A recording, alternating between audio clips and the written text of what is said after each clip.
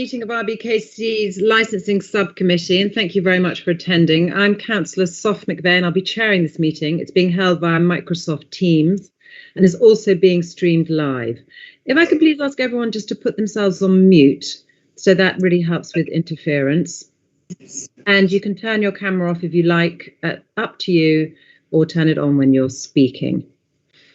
The case before us today is the application for a new licence for 251 Brompton Road for Jiva, Old Brompton Road, apologies. And the committee for this hearing comprises of Councillor Blakeman and Councillor Smetling and myself. Please could you introduce yourself and let us know if you have any declarations of interest. Well, I'm introducing myself, Judith Blakeman, and I have no declarations of interest. Thank you. I'm Dory Schmetterling, councillor for Pembridge Ward, just north of Nottingham Gate, and I have no interest in this matter to declare. Thank you very much, and I also confirm I have no declaration of interest. And as I may lose connection, the quorum is 2, so I'd like to do an election of a substitute chair. So if I may nominate Councillor Schmetterling. Councillor Blakeman, is that seconded? It is, yes. Thank you very much. So Councillor Schmetterling will take over if I lose connection.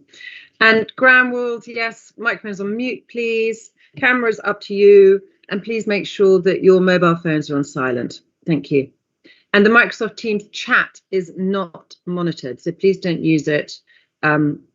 And because we're also a public meeting, so it would not be able to be visible either in the live stream. So please just raise your hand if you wish to make a point. And everyone should have received the procedure for how this meeting will work and how to get back in if you lose connection. So today you can see on the screen in front of us, we have who is attending.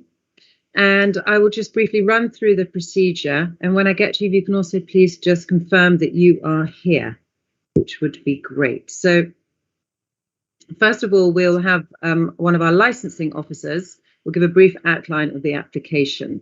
Please, can you introduce yourselves and confirm you're here?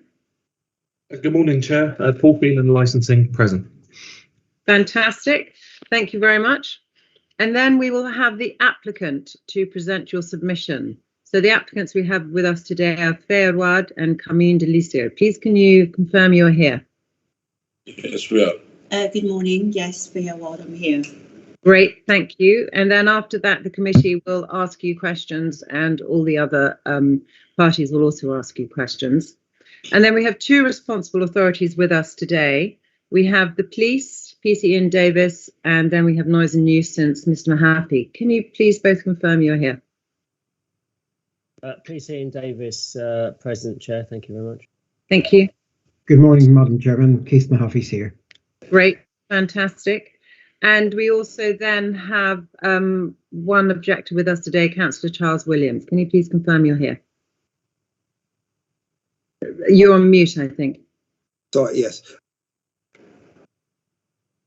Back on mute, but we can see you're here. Yeah, and I'm off mute now. I am present, yes. Thank you very much. Good to see you. And then once we hear both the responsible authorities and the objectors, then the committee will ask questions to all 3 of you, and then also the applicants can ask questions as well. After this, we'll ask our legal officer to deal with any questions she may have and discuss particularly about conditions. So we have us today, Ms. Heidi Titcombe. Could you please confirm that you are here? Good morning, Chair. Yes, I'm here.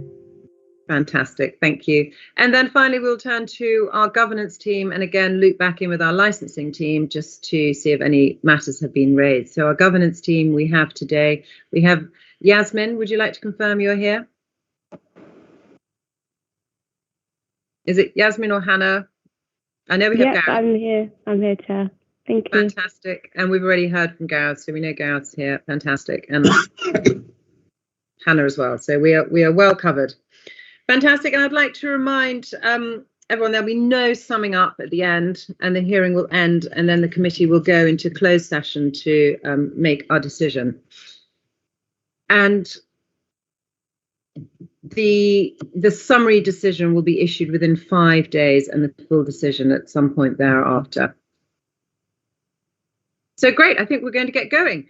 I would like to remind everybody that the committee has read the papers, which comprises of the main pack and quite a few additional submissions. So I'm sure Paul will just check that all parties will let us know, or Gareth will let us know that all parties we have got all those additional papers. And if you could just remind us of them when you start your submission, please, Mr. Phelan, that would be great.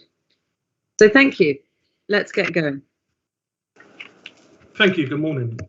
Firstly, I can confirm that the additional papers were circulated to relevant parties. I'll move on to the opening statement for this application. Today's application is made by Jiva Limited for the grant of a premises licence at 251 O'Brompton Road, London, SW5 9HP. The applicant originally submitted an application for the grant of a premises licence back in April of this year. However, the application was subsequently withdrawn on the 8th of June 2021, as it became clear that the application was not advertised by way of a local newspaper. The current application before you today seeks the following licensable activities and timings: the performance of live music and dance indoors, 7 p.m. until 1 a.m. Friday and Saturday, the playing of recorded music until 1 a.m. Monday to Saturday, and 8 a.m. until midnight on Sunday, late night refreshment indoors, 11 p.m. until 1 a.m. Monday to Sunday, Monday to Thursday, 11 p.m. until 2 a.m. Friday and Saturday, and 11 p.m. until midnight on Sunday. The sale by retail of alcohol on the premises, midday until 1 a.m. Monday to Thursday, midday until 2 a.m. Friday and Saturday, and midday until midnight on Sunday.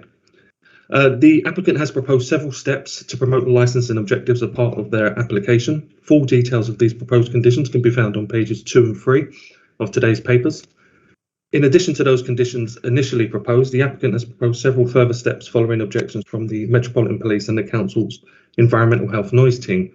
A copy of these additional steps have been included as part of the applicant's additional papers. This application has attracted representations from both PC Davis of the Metropolitan Police and Mr. Keith Mahaffey of the Council's Environmental Health Noise team. A summary of their respective representations can be found on pages 3 to 11 of the main bundle, with 4 copies attached to appendices D and C, pages 28 to 39. A further 6 representations have been received which oppose this application. This includes objections from Councillors Malcolm Spalding, Councillor Charles Williams, and the Earls Court Square Residents Association. A summary of these representations can be found on pages 11, with 4 copies attached to Appendix D on pages 40 to 48 of the main bundle. Council records indicate that the premises received no complaints over the preceding 24 months. Council records also show that no temporary event notices were submitted within the same time frame. That concludes the summary of this application. I'll leave it there for now. Thank you. Thank you very much, Mr. Phelan. That's very comprehensive, but I still have a couple of questions, if I may. The plans in the main pack, are you satisfied that they are correct, or are there additional plans that are not within the main pack? Because, that's much clearer. Can you just walk us through these plans, please? And maybe, again, we can ask the applicant when we get to that, but your understanding of these plans, please. Yeah, so essentially, my understanding of the plans is that they meet the requirements set out within the Licensing Act 2003. They indicate the licensed area by the majority of applications do it by way of red line, but to hatch an area or to indicate a licensed area by as they have on this plan here is sufficient, as long as you can identify the licensed area. So it would be the area shaded in pink. It shows fire safety. If there's a kitchen, it confirms that's location. We have the location of steps and stairs. It's a valid plan in terms of what we would expect to see when we receive a new grant or even a variation. It meets that requirement. Okay, and just a quick question. So the fire exit on the existing basement floor on the bottom left of the screen, that area is the outside well that's mentioned when we talk about when there's some condition about smoking, correct? Yeah, that would be my understanding, but I'm sure the applicant can clarify its precise use. Okay, perfect. I can see that nodding, so fine. So we'll come back to that in a minute. Thank you so much. And then just a quick question from a licensing perspective. Has this premises had a license in the past? there's some talk about karaoke lounges, and we're not just quite sure. Just like a bit more clarity. That's correct, Chair. So the license was converted from Justice's license back in 2005. It operated there was a license in effect until 2018. That was the year that it was surrendered. So there hasn't been a license in effect for approximately 3 years at this site. But as I say, it was a license from 2005 following a conversion, and again surrendered back in 2018. And when it follows a conversion, it could have we don't know when that license happened, because the conversion is to do with the Licensing Act. Yes, that's right. So we have it converted in 2005. Very limited activity on this license. So it was transferred in 2006, and it was varied in 2017. This is when the addition of the karaoke bars was requested in the basement. And do you have any idea about the hours that it was before Yes, 2018? Absolutely, Chair. Bear with me for a moment. So they had live music from Monday to Friday, 10 till 1. That was indoors. Saturday, again, it was from 11 until 1. Friday was from midday until 30 minutes past midnight. Recorded music was until 1 on Monday to Saturday. Sunday, it ceased at 00:30. Late night refreshment, again, was until 1 Monday to Saturday with the same cease time on Sunday, so 00:30. Retail sell by alcohol was Monday to Friday, 10 till midnight. Saturday was 11 until midnight, and Sunday was midday until 23:30, with opening hours until 1 in the morning, Monday to Saturday, and 30 minutes past midnight on Sunday. That's very helpful. Opening hours Monday to Saturday till 1 a.m. Sunday. Opening hours, did you say 12:30? 12 midnight. So yes, that's correct.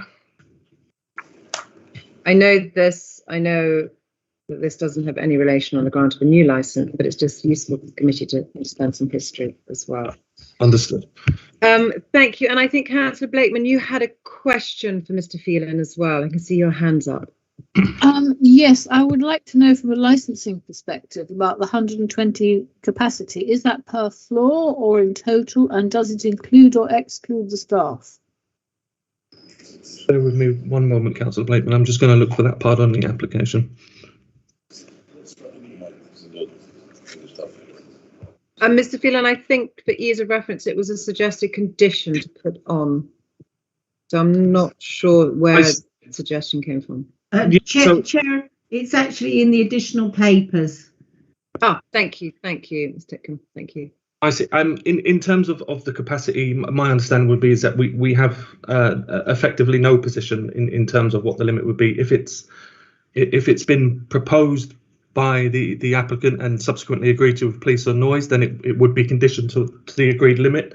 But ultimately, in terms of what licensing positions would be, we wouldn't have any comments in terms of the limit of people on the premises, only if it was conditioned, if you see what I mean.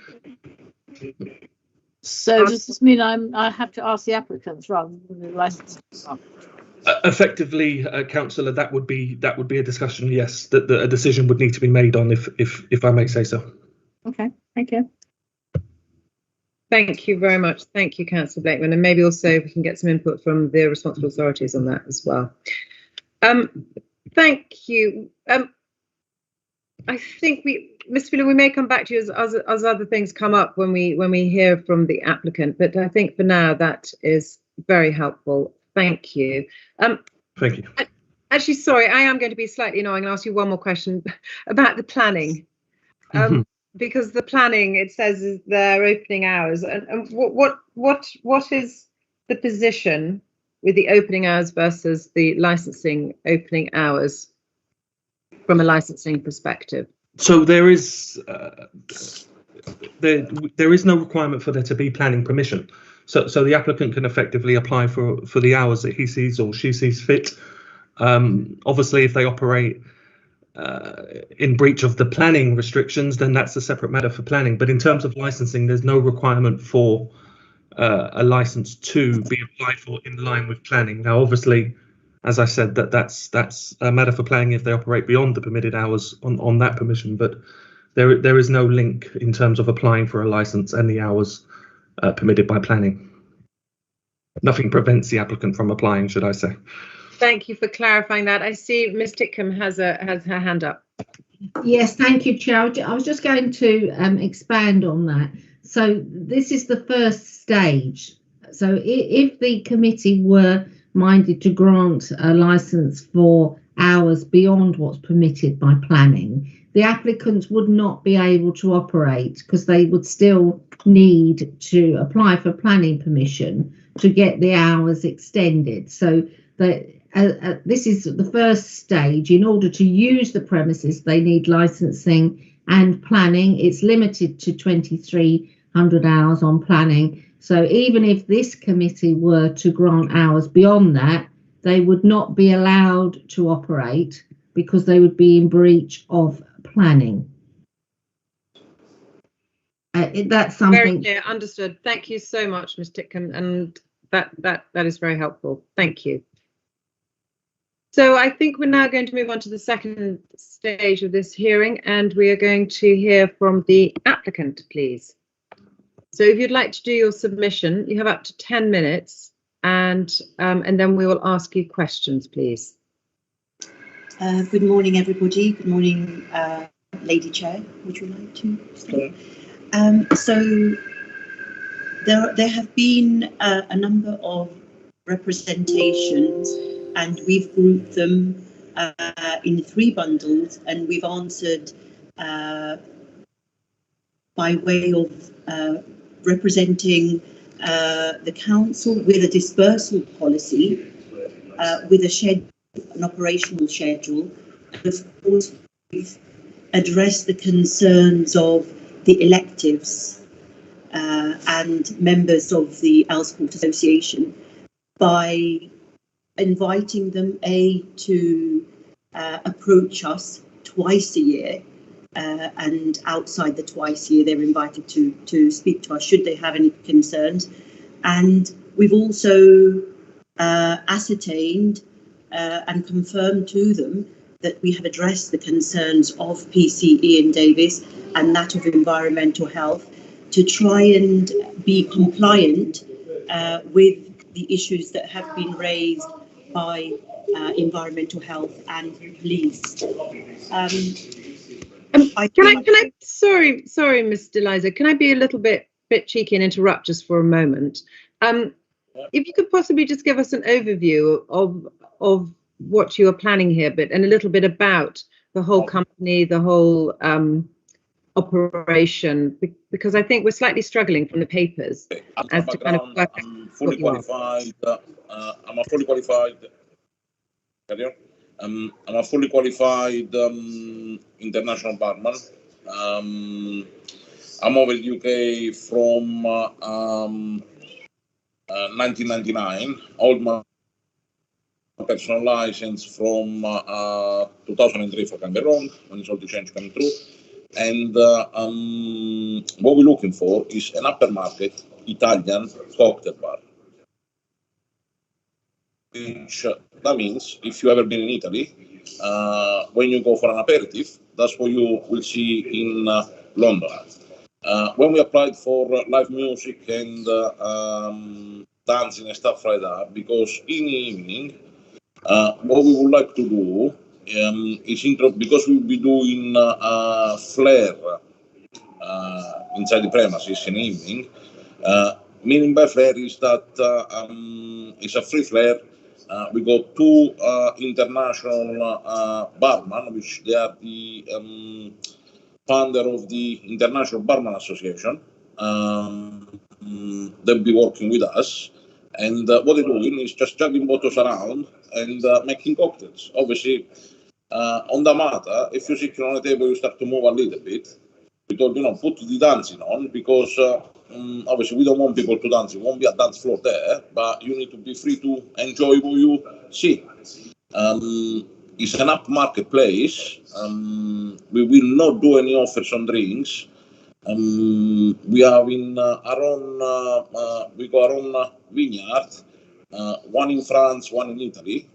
From France, we produce our own champagne. From Italy, we are producing our own Prosecco wines. I do have another license in Kensal Rise, 75 Chamberlain Road. That's for a restaurant, for an Italian restaurant. And we go with the same procedure with every single premises. We are opening in London. We don't want kids in there. We don't want to create any fuss. We went through the timing very, very carefully. And what you can see, and obviously I'm in London at the moment, I was in London last night, obviously I'm a working man, I don't go to restaurants before 21 hours in the evening, I come out around 23 hours, so if I want to go for a nice drink, I don't like to be rushed, because I like to spend my money, but I don't like to be rushed into a drink for half an hour and then I need to go off. So giving more time to people, to sit down and have a nice bottle of champagne. I don't think you want to spend, I don't know, £400 for a bottle, and then after half an hour I say, excuse me, time is up, you have to get out. You just came into the premises. The premises will be attended by security people, fully qualified. One of the guys that be working with me is trainer for the SIA and personal licenses, so it's fully qualified and will be part of my team. And we put all the perspective in there that we don't want to create any problems to no one.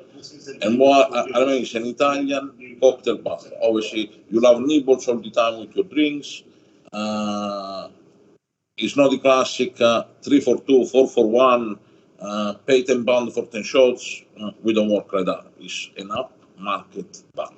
Okay, thank you so much. Thank you. I think someone's got their microphone on. It might be Mr. Mahaffey, because we're getting a lot of interference. Thank you.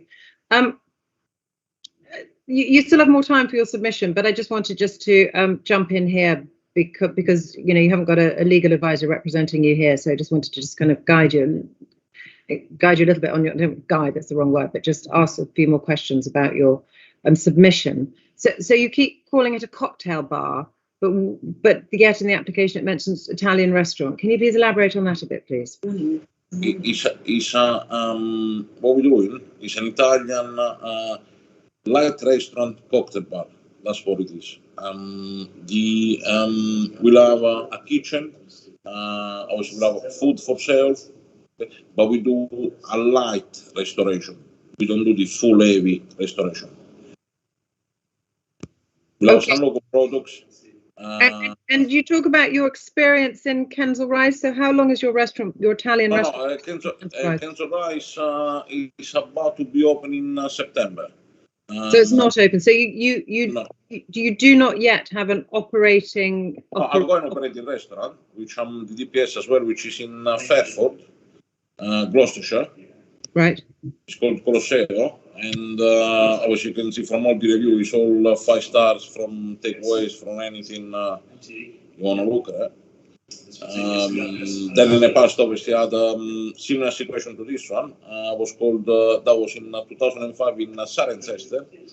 I was approached by 2 AM license by the local authority, and that was called Madren's Cocktail Bar. That was on my name as well, with my license. Then about other clubs around the country, I never had one single issue, not with any licensing authority, not with any policing authority. Okay. Thank you. Okay, thank you very much. And that's very helpful. We have a series of hands coming up, so I think we're just going to move straight into questions. I think this will be the most helpful way of doing this. Ms. Titcombe, your question, I saw your hand up first, I believe. Well, I'm just finding it very difficult to hear the applicants. I wondered if it might be easier if they turn their video off. The sound quality might be better, because it's very difficult hearing what they're actually saying. Yes, I think someone else had their microphone on. We were getting a bit of interference as well, I think. But yes, let's try with that. Councillor Blakeman, do you have a question, please? I have 2 questions. The first question is, I didn't understand how this could be a restaurant if, as Mr. Deliso said, the food offer is not comprehensive. So I'd like some further information about that. And my second question obviously relates to the capacity of 120. Does that include staff, and is that for both floors?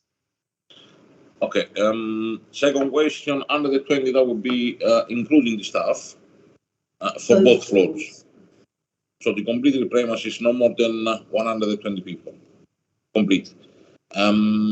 Question number one, regarding food, we opening the premises in the morning for patisserie and breakfast, lunch, obviously as a restaurant.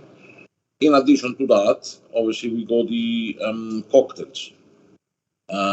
We serving only cocktails, always we give nibbles because that's the way we do in Italy. So in the evening, you're not a restaurant? No, we are carrying on with the food throughout the day. Yes. We are carrying on with the food. If you want to order your food at midnight, we are there with the kitchen ready to prepare your food. You've not supplied any menus? So yeah, we will supply the menus, of course. But we needed sight of the menus before we make the decision. I'm afraid before I'm getting the license, I don't want to go into too much into it because I haven't at the moment. It's all the things that I'm doing step by step. Obviously, of course, I will have a menu. I got a kitchen there, which is on a plan, you can see. I'm not here to lie to anyone, but I cannot put myself forward before I'm getting all my steps. I need to get up all my steps, and then obviously before opening, the menus will be ready. I need to do the advertising and do all the things, but I haven't got these things ready now. Chair, it's Heidi Titcombe here. You don't need to produce actual menus, but if you could run through the types of food you will be offering, that might be helpful. It might answer Councillor Blakeman's question. Okay, the food that we provide is Italian fresh patisserie. That's from the morning until obviously all through the day until early afternoon. On the respect, then we provide local products, local cheeses, local meats. Then we provide a rosticini, which is a crew roll of our premises, which is a local product that is very well known internationally. We provide focaccias. We provide light bites of pasta. And then on D'Amata we do the regional things, which is some balls made with cheese, meaty. It's a lot of food in there that we provide for people to order, but it's all done on a regional idea. It's not done like if you go to a Italian restaurant, you will eat carbonara, spaghetti bolognese. We just go in just for regional. Okay, can I just interrupt for a moment? I think this is very helpful because I think what we're trying to ascertain here is whether you're just handing out a few bits of ham and cheese or whether you're actually giving a plated meal. What is on offer there? We're as a committee, we can't just grant a license completely kind of unknowing who we're granting it to. This is why we're trying to ask these questions. Will be plated meal, or you can order your plated meal. You have the full menu there. It's not if and buts about that. Okay, sorry, what was the name of your restaurant in Gloucester? The one in Fairford is called the Colosseo. How do you spell that, please? COLESSEO.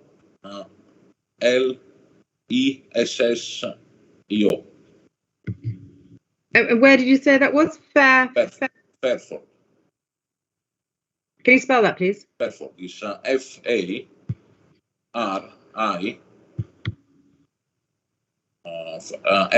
FORD. Fantastic. Thank you very much. Sorry, Councillor Bacon, please carry on with any questions you have.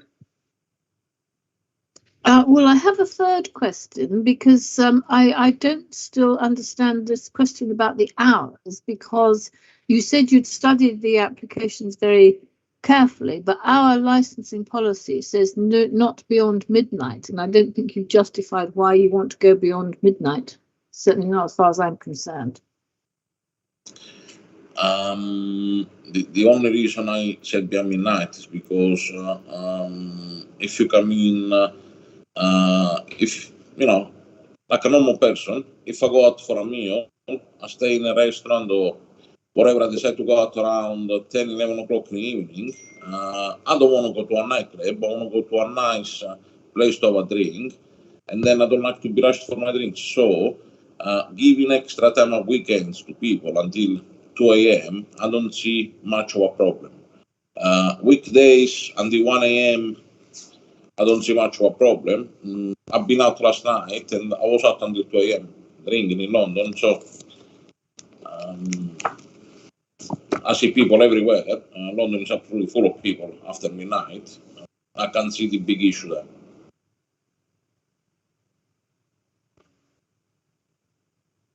Thank you. Councillor Blakeman, a follow-up question? Well, I don't understand the comparison with Italy and France, because England is very, very different from Italy and France.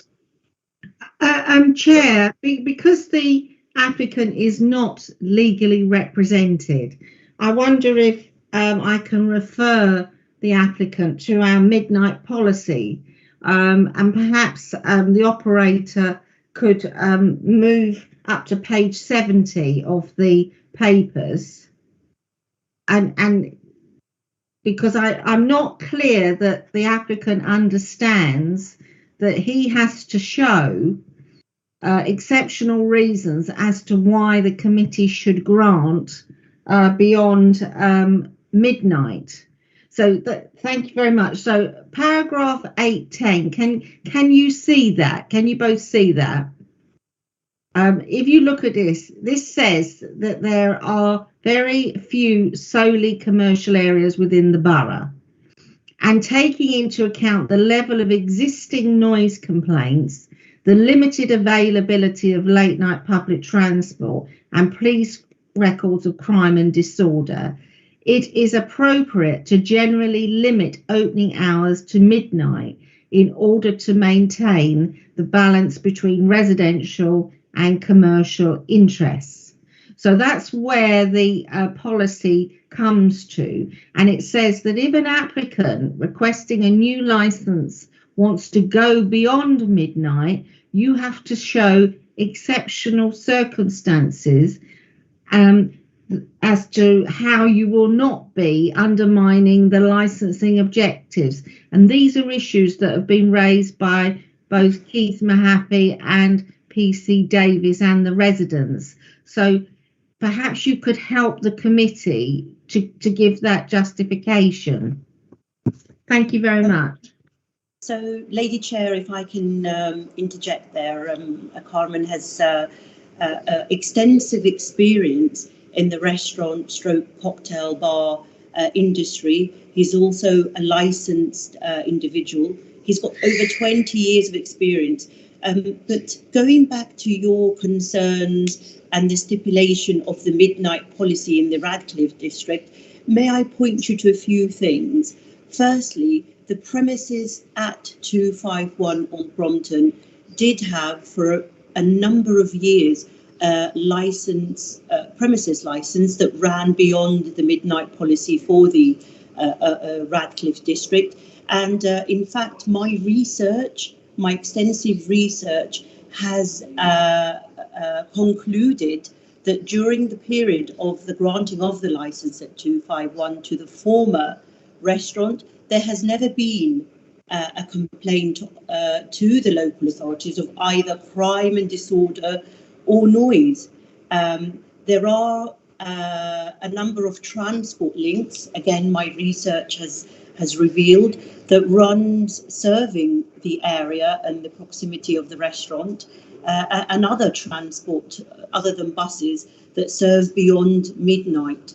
I myself am familiar with the area because my daughter actually has a schooling. She does fine art in Hortensia Road, round the corner in Morley College. So I'm always there till very late hours.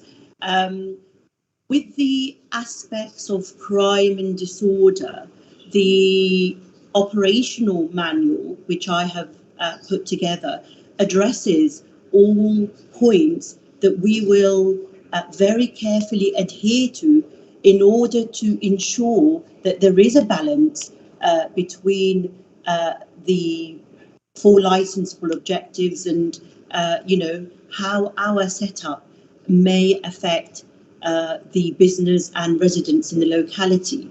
So we have very stringently addressed how we're going to deal with the 4 licensable objectives, and we feel, and we've come to you today, we feel that our setup requires the hours beyond midnight, because we are going to be providing an upmarket establishment where people, instead of going to clubbing and instead of going to pubs, which are available beyond midnight in the locality, they can sit in the vicinity of an elite area and enjoy upmarket Italian food and upmarket imported from our vineyards in France and our vineyards in Italy, upmarket beverages, alcoholic beverages. I think the model that we have devised for it to work, it needs to have an hour or so beyond midnight. And from our market research, we've come to learn that a lot of people that go out and enjoy themselves in London, which is a multicultural, diverse, you've said, ma'am, that this doesn't happen in England, this is France and Italy, but may I please point you to the fact that London is a diverse city, where London is internationally known for being diverse. That's what we are, that's what brands London. And we are minded to ensure that the setup is elite chic. It attracts the right clientele who can afford to come to such surroundings and can afford to purchase on the premises alcoholic beverages of that stature. So our setup is trying to pull in people who may disappear after midnight and go to a nightclub, but they don't want to go to a nightclub. They would rather sit in the premises of nice music, nice food, and very upmarket beverages. So, thank you. That's answered the question. Thank you, and thank you, Ms. Titcombe, for clarifying that and pointing that out, because for something like this, we often do have legal representation for the applicant, and so that is very helpful. Thank you. I'm going to move to my fellow committee member, Councillor Smetling, for any questions he might have for you, please. Councillor Smetling. Thank you, Chair. Just coming back to the experience in London, I mean, I understood that you're about to gain the experience in London. Just as a matter of interest, is the owner of the business Mr. Valerio Orfeo, first of all? Yeah. Okay, I understood correctly. Yeah, okay, it is, yeah. Fine. But it's not here, yeah. Okay. All right, thank you very much. I just want to make sure that I was seeing the right stuff. Regarding your dispersal policy, suggested dispersal policy, for example, on page 4, let me just find it. I think, just to check in your own interest, that you say, just let me scroll down to it. Excuse me. It says, just because someone has arrived using one form of transport, excuse me, I presume you meant to say, do not assume that transport option is available. It says, do assume. I presume you mean do not. Just because someone has arrived using one form of transport, the transport option is still available to them, that they may remember immediately how they arrived. They do not assume that transport option is still available to them. I do beg your pardon, that write-up was done by myself. It was just really to highlight that the only one of the major reasons patrons can be hanging around the premises is trying to get home. So, you know, if they've arrived in one form of transport, i.e. Public transport, we can assist them to find other means of transport to go home. So I do apologise. Yes, that's an error. No, I understood that. I'm just checking that you meant to say don't, as opposed to. I do apologise. Yes, that was okay. my No problems. error. No problem. Just checking. Typos do happen. No problem. Happens to all of us. From this policy, and indeed from your additional representation on, particularly on page 4, I do get the feeling that at night this actually becomes a nightclub, which doesn't matter, but it's also to do with hours and noise and use. No, and so sir, on, Councillor. especially at weekends. A councillor, sir, it certainly is not going to be a nightclub. This is not the kind of setup that Cameron and I want. I definitely and solemnly and strictly confirm that we do not want a nightclub setup. It's going to be an elite cocktail bar with upmarket sort of rare drinks and the ambience of music and very nice Italian food. It certainly will not be a nightclub. That's not the setup we want at all.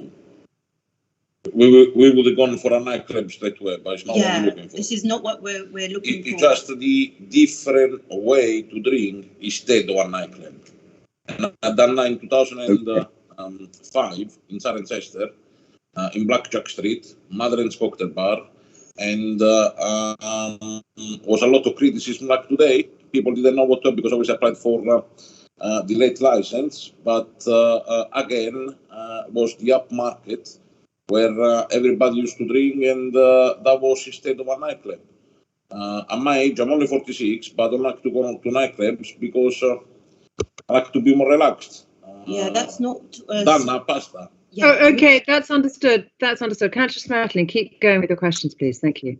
Thank you. Well, it's a question I've got to check with you, Chair, or indeed with Ms. Titcombe. I have a question about in connection with the meetings with residents as to discuss, say, the address range, or is that something you look at later under conditions?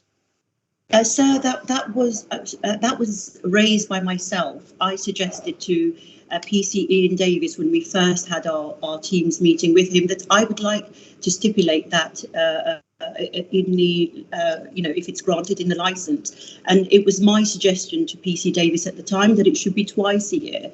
But yeah, no, that's not the point. Thank you very much. No, my question is because we have to define which residents you notify of meetings, and I just wanted to ask the chair or Ms. Titcombe whether it's appropriate to do that at this point or to do it later when we actually come to the conditions. I think let's do it later when we come to the conditions. I think that's a very valid point, and let's do that later. Any questions for the applicant? Again, keep going. At this point, no, that's it. Except to make the observation that of the many premises in the vicinity that have licenses, very, very few are open very late, this late, and indeed some of them are shops. So that's a very different proposition. Thank you. That's all I have at the moment. Thank you, Chair. Thank you very much, Councillor Smertling. I have a question, please, to the applicant. If we could go to your plan, please, on page 24, was it? If we could get that. Wonderful. It's much clearer on the screen, thank you, than in the paper copy. So can we please just ask you a couple of questions? Councillor Blakeman already alluded to this, and Mr. Phelan did as well. The fire exit down... Heidi, I think if everyone could go on mute, please, because unless they're actually speaking, because we're getting a lot of interference, please.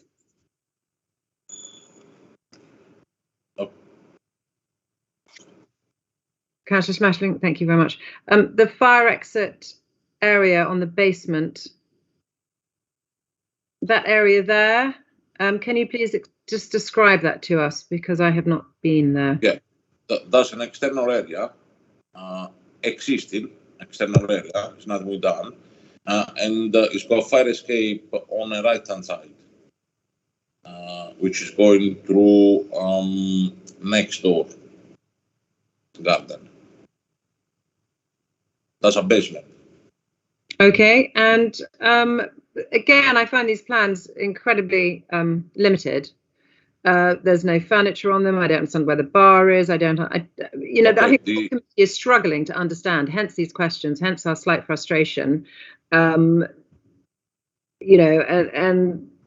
anyway, so can you please walk us through these plans, please?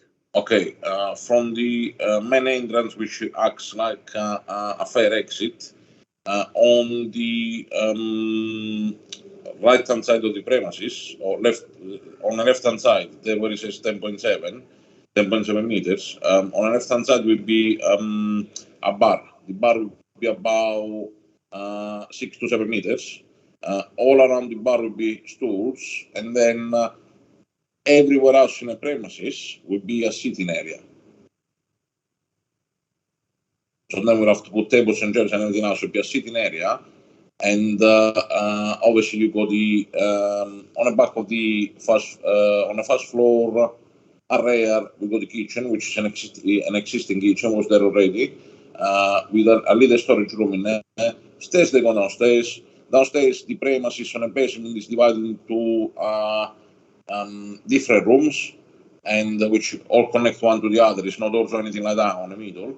And then we got the toilets downstairs. Male and female toilets. It's an open plan. Okay. First floor, you got the bar on the left-hand side for about 6-7 meters bar. All the rest of it is planned as it is with tables and chairs, and then obviously you got marked in your kitchen area, and another little area in there which is like a storage, again, washing up area. Stairs to go downstairs. Downstairs is an open plan, divided in different ways, but will be all sitting area. Okay, so how did you come up with 120 capacity without any plans, without any furniture plans? We done our own plan with the table chairs and everything else. Obviously, didn't put in the planning, but between people sitting down and one standing up around the bar area, including all the staff, we're not exceeding the 120 capacity on both floors. Okay, well, it's a shame we didn't. I think I'm speaking on behalf of my fellow committee members here about saying it's a shame that you didn't submit a proposed furniture layout, a proposed menu, a proper kind of like a pack that we could understand what kind of operator you are going to be. I mean, whether you could just be selling a load of cups of tea and coffee. It's incredibly hard, and we're having to get this out of you now. And I understand businesses, you want to know if you can get a license before you start engaging all sorts of architects. I understand that, where you're coming from, but you must also understand our frustration as a committee. So I now see Councillor Blakeman has her hand up. Councillor Blakeman, question. Yes, I wanted to go back to my original question about the post-midnight hours, because I got the impression that the research that has been done has been purely paper research rather than actually the area, because first of all, the referral to the Redcliffe area, when in fact it's called Redcliffe. Secondly, the premises are more situated in the Earl's Court area than the Redcliffe, so the reference to Hortensia Road is not relevant. And thirdly, I don't think that the applicant has looked at the amount of crime and disorder that happens in the Earl's Court area sufficiently in order to justify the application to beyond 24 hours. Can I answer that? The area, obviously, you got Earl's Court, which is a very, very busy area, daytime and nighttime. Going to the Old Brompton Road, straight into the right-hand side, where our premises are located. I've been in there last night after my meetings and everything else. I do research London quite well lately because I'm in London 2-3 days a week, and it's non-stop. So I don't think one premises will make much of a difference in that, because it's non-stop, it's 24/7. It's cars going by, taxis, buses, people talking, people shouting. It's nothing to referring to what we like to achieve from our premises. London is an international city. It's open-minded. If you go a bit more into the West End of London, so Trafalgar Square, Piccadilly. Okay, I'm going to just jump in here. I'm just going to jump in. I feel we're going over the same ground. I thank you very much. So, sorry, but this is a predominantly residential area, and it is the proposal here is to extend the Earls Court nightlife to what is predominantly a residential area. That is my concern. Judith, Councillor Bacon, I completely understand. I was more referring to, I feel the applicant is going over what he has said. I think you are trying to get to the correct answer, and all we keep getting referred back to by the applicant is comparisons with the West End of London. So, sorry, I was not saying your point. I was saying the applicant is repeating themselves. So applicant, if you have anything specific to answer to Councillor Blakeman's question, which was what is your research in the area, rather than general comments about the international nature of London, I think would be a bit more helpful, please. Okay, thank you, Lady Chair. So I do apologise if I've talked of Hortensia Road. I was just trying to say that for the past 3 years we are very familiar with the locality. Hortensia Road is literally 2 minutes up the road. It's off King's Road. And I apologise once again for the typo, Redcliffe rather than Radcliffe, and the Earls Court district. But going back to the amount of crime, I have researched it. I do apologise. I went on to the website and I looked at reported crime and noise and disorder when the former restaurant was there. And I assure you that there was no reported disturbances, or that their setup may be slightly different to ours, but there was no crime or disorder reported from the premises, the former premises, who had the granted license beyond midnight. And going back to actual research. Thank you. You've said this already. Thank you so much. And we'll come on to the police and noise and nuisance as well, just to get a bit more information about that. Right. Sorry, I'm just getting a bit frustrated here, but Councillor Blakeman, sorry, I keep interrupting your questions. I think we're ready in a way to move on to the responsible authorities, and then we can always come back and ask them. And I know we haven't yet asked, the responsible authorities haven't asked any questions to the applicant. So Councillor Blakeman, any other questions for the applicant? Not at the moment. Thank you. And I see our legal advisor, Councillor Ms. Titcombe, you have your hand up. Questions? Yes, it was just following on from what Councillor Smettering said. On page 5 of the report, the applicant is agreeing to install a computer-based identification apparatus at the request of the police on Friday nights, but it also refers to from 9 o'clock on Friday and Saturday nights and all promoted events. I was just going to ask, what does the applicant have in mind in relation to promoted events? Because that relates to the type of model that they're running.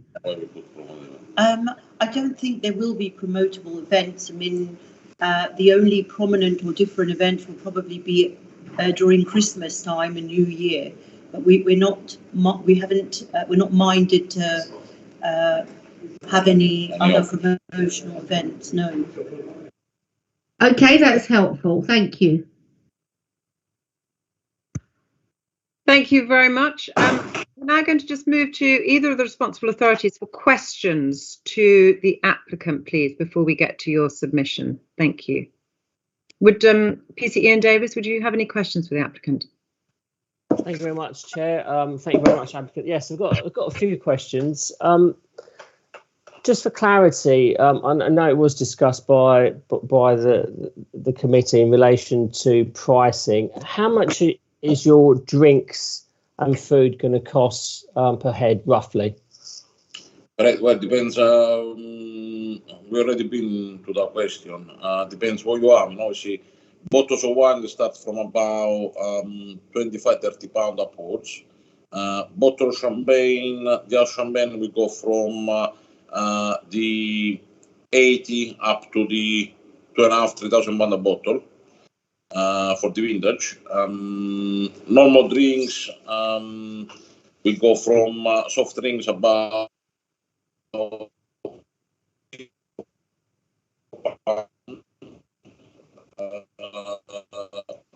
I'm sorry, you're Yes, about breaking up. Can you maybe turn your camera on to help with the band? Excuse me? Yeah, okay. Thank you. Thank Can you hear you. me? Yeah, much better. Yes. And then drinks, like I said, bottles of wine, 25, 30 pound upwards. Champagnes, they go from 80 pound upwards to about 2,500, 3,000 pound a bottle. All the other drinks, cocktails, we go between 8 and 10 pound per cocktail. Food will vary. We do food from about little price for about 15, 20 pound up to 30, 35 pounds. So it's just to clarify. So the most expensive, say, glass of champagne would be roughly how much? Just as an example. Depends if it's a glass of vintage champagne, you're talking about 20 to 25 pound a glass. Okay, just if the Paul, if you could refer us to the operation schedule. In your schedule, I noticed a point, and if you could kind of gain some sort of clarification in relation to it. If we go to the aspect of, I'm not sure which page it is, our business model measures of control are, which is under the title and banner of prevention of crime and disorder. I noted the operation schedule or the application form. Your operation schedule, which you've submitted as additional paperwork. The operating schedule. Yeah. Yeah. So if we go to the premises risk assessment, prevention of crime and disorder. And if we go down to our business model, and there's a point there on, what was it? If we go all the way down to the provision of toughened plastic glasses, can you clarify what you actually mean by that? Because my interpretation is that there is going to be plastic glasses, and through my humble experience in licensing and being on the borough for some years now, you know, patrons do not necessarily like to be drinking high-end champagne, wines, etc., out of toughened glasses, toughened plastic glasses. What is your position in relation to that? Sorry, I think she got confused with the Chelsea during the football matches. Right. Okay. We're using plasticware on football matches. Obviously, inside the premises have to be normal glass. Right. Okay. Right. Thank you for that clarification. It's just that there was a kind of an intonation that that your vessel of use would have been toughened plastic glasses, obviously throughout the day. So basically, it'd be normal glassware during your normal operating, and then obviously for the football matches, that would be completely different. Yeah. Changed. Okay, thank you very much. Thank you for that clarity on that one. And also the topic of promoted events, and the question I ask in the scenario whereby if a person wanted to say a DJ or celebrity wanted to use your premises for a specific promoted event, would you be allowing them to kind of use that event under the terms of that license? I think that's the kind of concern. There's one side of the position whereby we're operating it as a local friendly Italian cocktail bar, but there's the other side whereby you have this promoter that has deep pockets, that want the expensive end, etc., that decide to kind of push the boundaries of the licensing objectives. Unfortunately, it won't happen in our premises. We don't need to push any boundaries. We stick with the boundaries, and I've done that from 1999 in UK. So I never pushed any boundaries. Okay, thank you. Thank you. That's all my questions, Chair. Thank you very much. Thank you. Thank you very much. That was very good to clarify those 2 points, and they were important to be raised. Thank you. Mr. Mahaffey, any questions, please? Yes, I have a couple of questions, madam. Basically, you are looking for a dance. Are you going to have a dance floor on your plans? No, no. Where will that be? Sorry? We don't look for a dance floor. We won't have a dance floor there. Yeah, but you've applied for dancing up until 1 o'clock on a Friday and Saturday night. Whereabouts will it take place? Okay, the dancing, obviously, have to go under dancing, but what I explained before is our barmans, because the flair barmans, they'll be juggling bottles around the bar and everything else, so obviously they'll be moving. I'm terribly sorry, I'm just not understanding what you're saying. Could you please just explain it again, please? Okay, what I said is our way to work in the evening with our cocktail barman, because they'll be juggling bottles, and they'll be moving because we'll be a music on, so they'll be dancing with the bottles. They do flair. That's why we put dancing on, because that then will be classified as a dancing. It's a little show that we're doing, but it's not that not for people to dance on the floor or on that.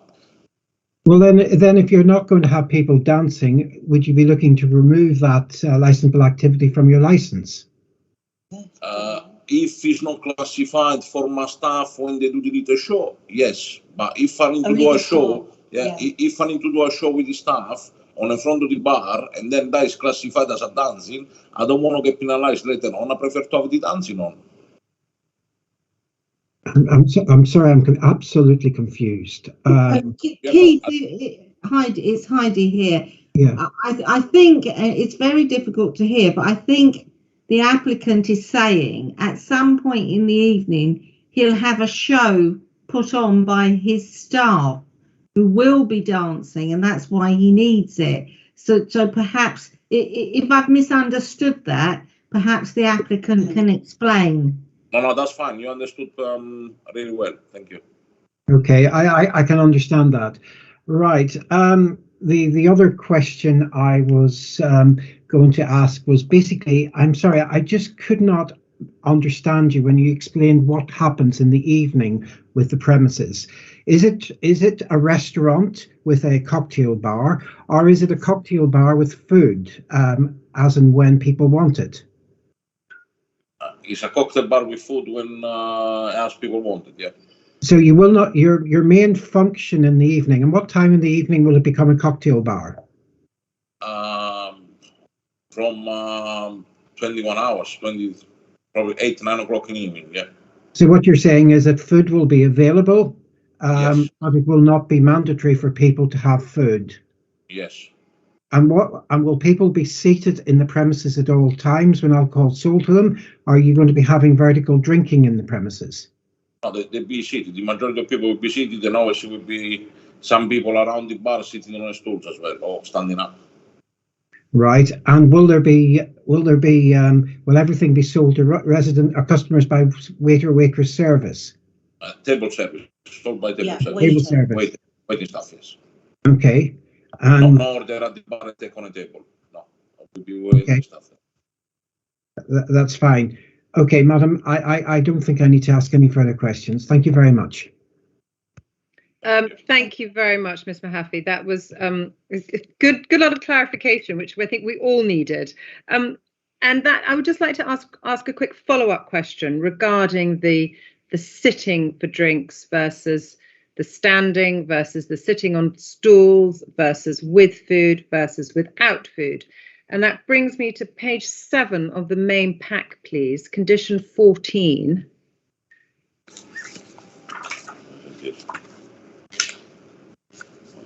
And I know we'll talk about conditions at the end, but this is quite fundamental, I think, for the committee to understand what the operator is intending.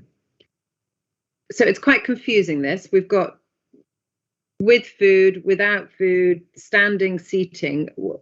What is your intention, please? Well, the majority of the people will be all sitting down. 90% of the people will be sitting down. Obviously, will be the person that coming to the premises, instead to sit down, he would like to stay there on a bar on a stool. So So you Italy can. has freedom, but it's not people standing up and going everywhere. People sitting down. They stay on their table. They don't move from there. Okay, but you can order a drink yourself from the bar. No, it's waiting staff. Apart Waiting. if you want to standing on a bar on a stool by the bar, okay, we'll have stools around the bar, okay? Right. So yes, there's stools around the bar. Yeah. Even So if if not you seen can your. there, you order straight with the barman, yeah. But otherwise, but won't be many stools. Will be about 6-7 stools, no more than that. Otherwise, all the rest of the people they be sitting down. The majority of people they be sitting down. Okay, so if I come into the bar and I'm standing up and there is no stool and no table for me, will I get served a drink and there's space for me to stand and drink my drink while I'm standing up? They wouldn't. Yeah. Yeah, if I got no tables available and you're happy to stay at the bar until something becoming available, yes, why not? Okay, so that will be what we call vertical drinking. Is that correct, Mr. Mahaffey? That's the right terminology? Yes, madam, that is correct. Yes. Thank you. Okay, and can we just clarify this? So again, if I come into the bar and I order a drink, will you say you have to have food as well? Or can I just have a drink? The way is when you come into the bar, you'll be welcomed by a member of staff. Member of staff will take you to the table straight away because that's where our aim is for. If you don't want to have food, you want to have one cocktail, the cocktail is served with food. We put a little platter in there for you to nibble when you're drinking the cocktail. For example, if you order a rum on a table, you have a selection of chocolates. Okay. If you order a pre-dinner cocktail, then you have an aperitif, which will come with all the nibbles and everything else for the cocktail. Then you can order extra food because the menu will be there. Okay, understood. Thank you very much. So, sorry, Mr. Mahaffey, you said you're finished with your questions, yes? Yes, madam, I have. Thank you. Thank you very much. And now we're going to move to the objectors for any questions. So we have Councillor Charles Williams with some questions. Sorry, Chair, I just want to clarify something before we move on. Okay, sorry. Yeah, I didn't see your hand up. Yeah. Actually, just to follow on from your question on the suggested condition 14, there's just one aspect which is still not 100% clear to me, especially based on what we've just been told. But the suggested condition says alcohol shall only be sold on the premises to persons taking table meals. Now, a table meal to me doesn't sound like a plate of nibbles. I don't know what nibbles means. It could be substantial canapes or it could be 3 peanuts. So the question, I'd like to put the question a slightly different way. If someone comes in to the bar, standing at the bar and asks for a drink, will that person have to have committed to then sitting down at the table for a full meal when space becomes available? No. Yeah. No.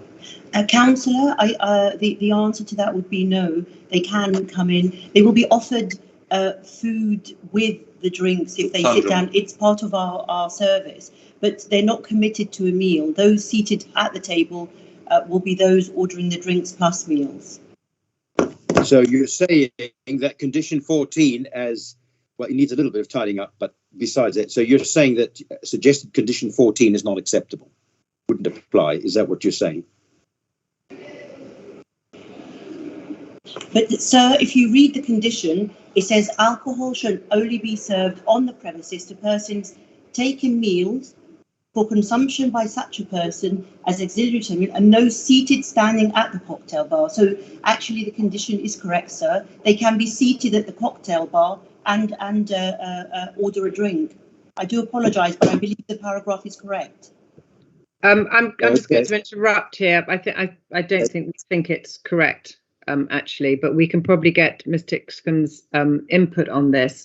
I mean, you're describing drinking without food, which is fine. If that's your business model, that's fine. But anyway, Ms. Tixcombe, are we talking about condition 14 now?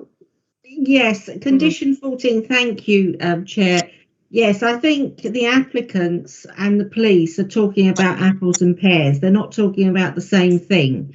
Exactly. In licensing, table meals has a particular meaning, and it basically means a substantial meal that you would sit, presumably with a table and a knife and a fork, and you would eat it. It doesn't refer to nibbles.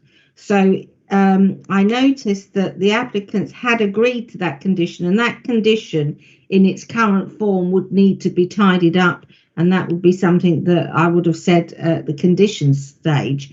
However, so that wording is not acceptable because it's not an enforceable condition.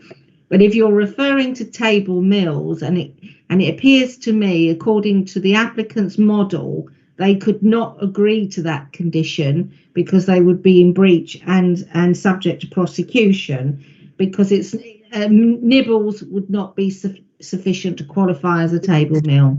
Yeah, because that's what. Yeah, I agree, ma'am. Then that should be varied.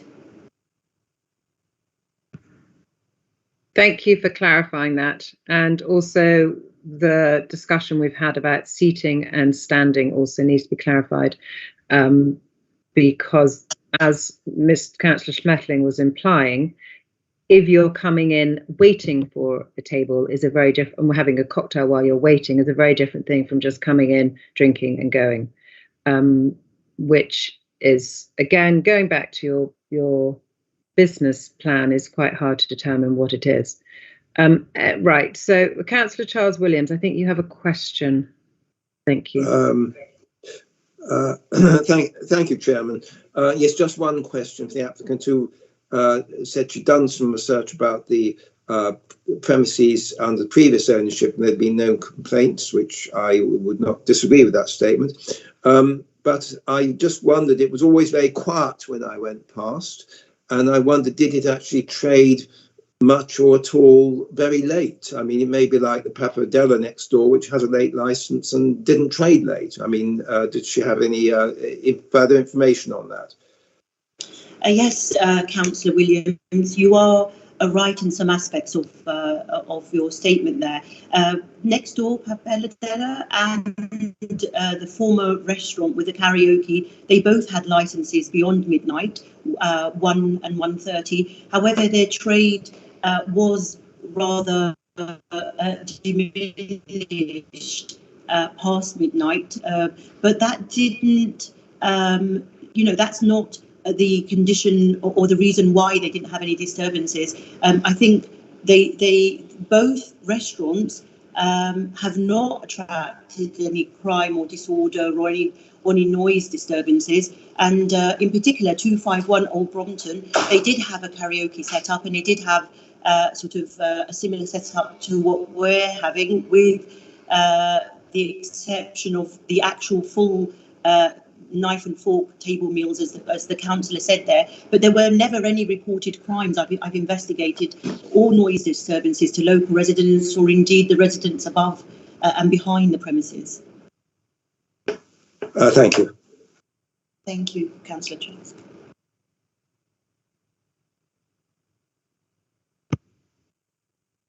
So no further questions. Thank you, Councillor Williams. We're going to now move on to the responsible authorities submissions, please, if we may. PC Ian Davis, would you like to start? Oh, I apologise. Is that a hand you have, Ms. Titcombe, up for a question or anything? No? Not from me, Chair. No, sorry. So, Councillor PC Ian Davis, would you like to do your submission, please? Yes, thank you very much, Chair, and thank you very much, the applicant, in relation to the additional information that's been submitted. My position, I'll make this quite brief. There's nothing particularly additional to add to what I've already submitted in my representations.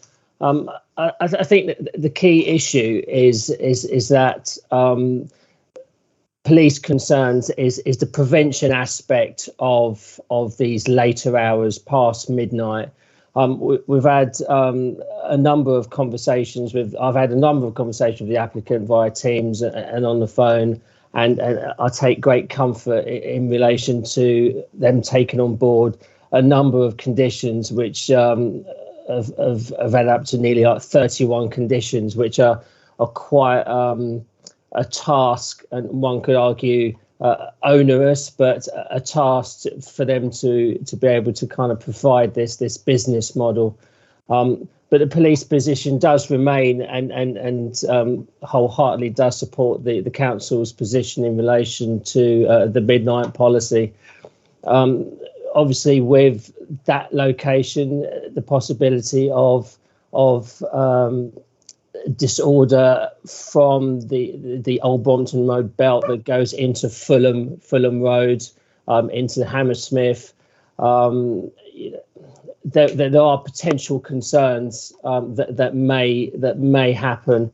Ideally, I know their business model is the high end, but as we know, the Royal Borough, everyone's high end, everyone's got a lot of money, and there's a certain demeanour that comes with that as well. And if those aren't achieved, they will have to facilitate the business management at maybe a lower level, for want of a better word. But I think that is my position, Chair. If I'm prepared to take any questions in relation to that. Thank you very much, PC and Davis. Completely clear from your submission and your clarification of it. If I may just ask you one question, I understand your relation about the midnight policy, completely understand that. Just your concern about what we've just discussed earlier about standing up drinking versus seated drinking versus food with drinks pre-midnight. What's your opinion on that from a police perspective? Obviously, with the absorption rate of alcohol with food, kind of mitigates that balance holistically. If that provision is not there, and it's a difficult kind of opinion to be, is whereby obviously with preloading, for example, people can often kind of go into a premises having had X because of the affordability, and they'll have maybe one drink, and then that kind of seeps with regards to the volume of people being able to drink in that area onto the dispersal aspect, which potentially has been a concern in other premises with a similar sorts of model. I hope that kind of answers your question, Chair. Yes, and the standing versus seating, I suppose that's all linked with the food intake as well, I suppose, isn't it? Exactly. If they're stood waiting to be seated and they're having a drink with nibbles with a view to being seated, or is it going to be a kind of a more of a permanent sort of like we're just there just for the consumption of alcohol? That's the balance, for want of a better word. Okay, understood. Thank you very much. And just a quick question. I was wondering about the computer-based identification photographic entry system, and what's the difference between that and the biometric system mentioned on page 2 of the yellow paper, or are they the same? I think they're by and by the same. I mean, the philosophy behind it is whereby there's different products, and it's continually changing. Whereby they've got some sort of ID that can be scanned in that is valid, i.e. a license or a passport per se. And then after that, once they're kind of established, there's a fingerprint option as well now. But there are different products out there.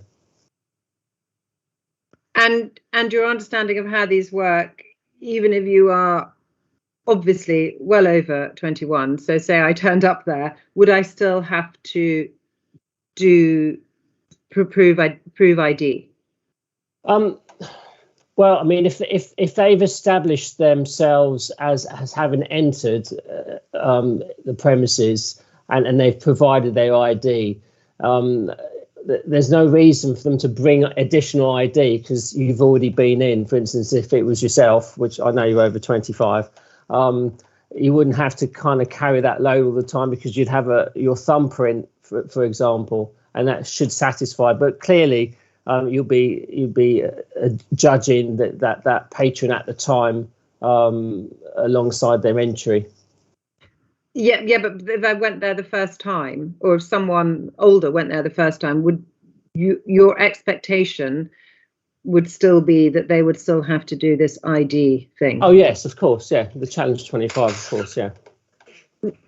Challenge 25, it's only relates to they look like Challenge 25. No, I'm talking about someone who's, say, 60. Sorry, I'm just trying to get to the understanding from a police perspective of expectations in a place like this.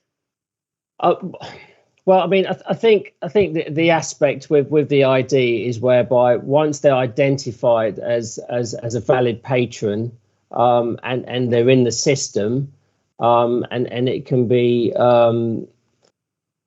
bona fide, i.e. the thumbprint is that verification. Now, if you're asking every time they come in, it's got to be validated. If that's a part of their condition of entry, it would need to be validated.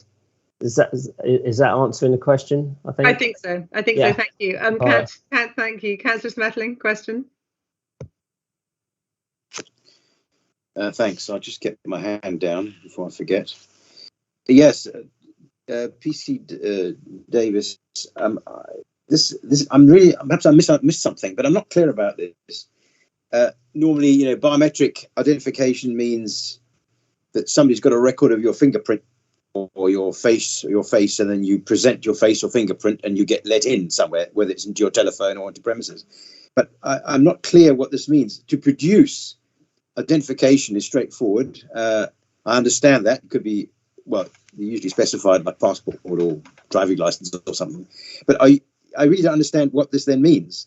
Are you saying that the premises have to store the data? They take a fingerprint or photograph your passport or whatever you produce and keep it. And if they keep it, for how long? Because if they're regulars, let's say, they may or may not be recognised by door staff. Are you saying that this should be kept? Because this looks to me also like a vast data collection exercise then, unless I've misunderstood something. And I wouldn't be so keen, frankly. In relation to biometric scanners, it's the device itself that retains that information on behalf of the premises. Police will only need access in relation to the prevention of crime and disorder or investigations, i.e. if there's a fire, etc., etc., etc. So whereby they'll be able to provide a list of, in relation to prevention aspects of crime and disorder, a list of witnesses, suspects alike. And there's no other reason for that usage other than that from a policing perspective. No, I understand that, but it doesn't matter who's collecting it, but how long is it kept? So I enter the premises talking about the specific case for the first time. They take my fingerprint or photograph my face, because that's the only way you can then do recognition. They've already got the data. So when you come again, then they can recognize you through the electronic means. But how long should this data be kept? And that's my point. Why should any premises collect my data for more than, I don't know, a couple of hours or one night? Because, like I said, if I'm a regular, then they could keep it for a month or a year or 5 years or whatever. And that's what I'm querying. So I don't quite understand. I think the times I'd have to clarify as into what the kind of standard procedures in relation to how long, or is it indefinite as per the hardware. But this is more in relation to entry into the premises as part of a condition of entry, or is their kind of way of saying we're supporting your entry for want of a better word. I don't think I'm explaining this particularly well. But I can do some research to find out how long it's actually physically kept. I'm not sure.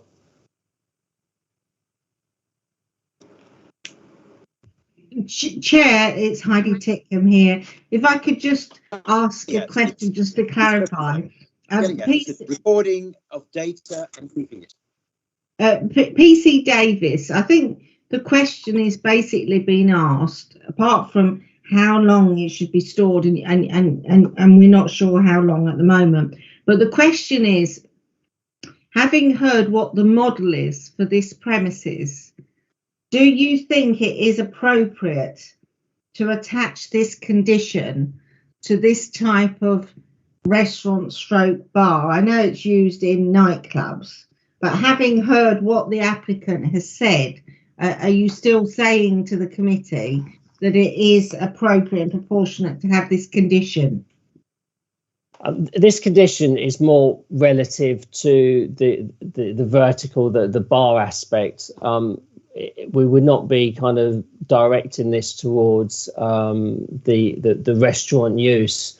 But then the question mark is when does the vertical consumer become the seated consumer, and that kind of overlap, which is a question that has been asked by the committee. But then I think it's been said that it's for the operator to kind of mediate that position. Well, that's the dilemma for the committee, because the way the condition is drafted, it's saying that anyone who's on the premises, even if I went for a meal at 8 o'clock and I'm in there at 8, but I'm still eating my meal and I'm drinking, I will then have to provide my ID. And I'm sitting there and I'm eating. I'm not standing up virtually drinking. And the committee understands why you would want this condition, but because of this particular model where we're told that the majority of people will be seated, if this condition goes on, it will be if they breach it, there's a potential criminal offence. So are you happy that this is an appropriate condition, bearing in mind what you've heard, that they are going to have the majority of people sitting down? Because that will mean at 9 o'clock they will have to get ID from everyone in that premises, even if they're just standing at the bar or they're sitting at tables. I do take on board your position in relation to this. However, I think there is a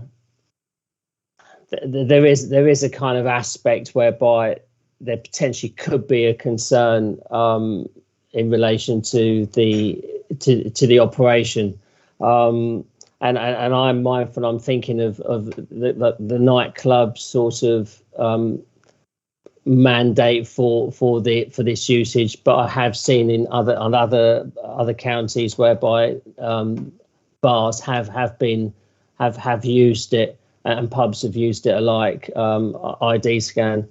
So I think on this one, I'll be guided by the committee in relation to whether you feel it proportionate and acceptable in relation.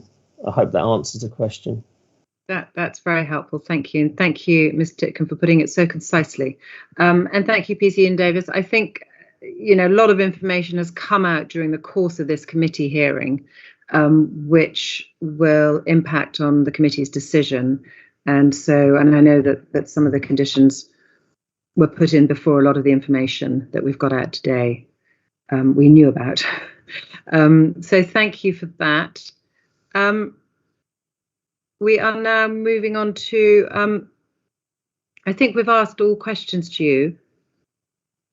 So anything, so now we're going to go on to the submission, please, by Mr. Mahaffey, please. Thank you. Chair, the applicant is entitled to ask the police question. Apologies, yes.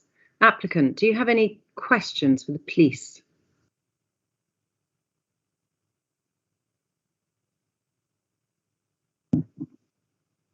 No, have we lost them? I'm trying to see, they're still on our screen? Could someone from governance just check they're still in the meeting?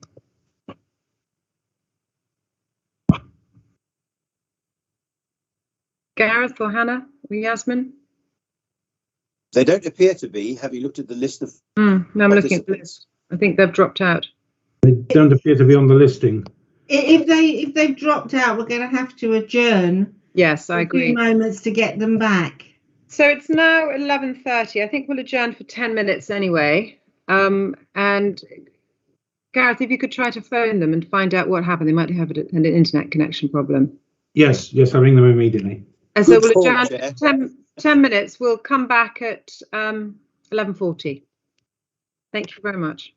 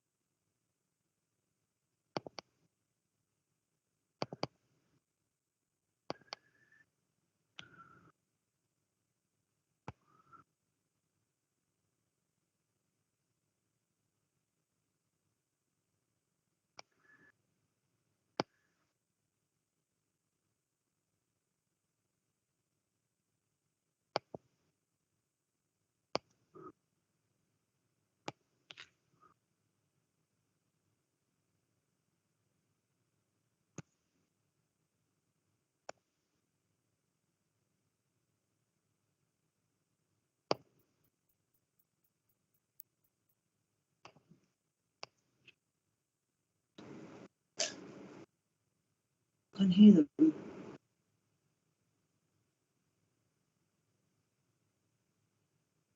I think they knew that we got lost. We'd adjourned shortly.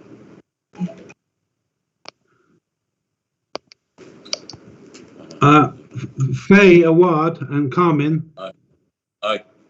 Yes, the committee did pick up that you'd fallen off, as it were. Yes. They've adjourned until 11:40. Okay, sorry, we just lost the internet connection. Yeah. That's fine. Obviously, you got it back now. So have 5 minutes break if you wish. We're resuming at 11:40. Okay, thank you. Okay, thank you, Gareth. Okay, bye-bye.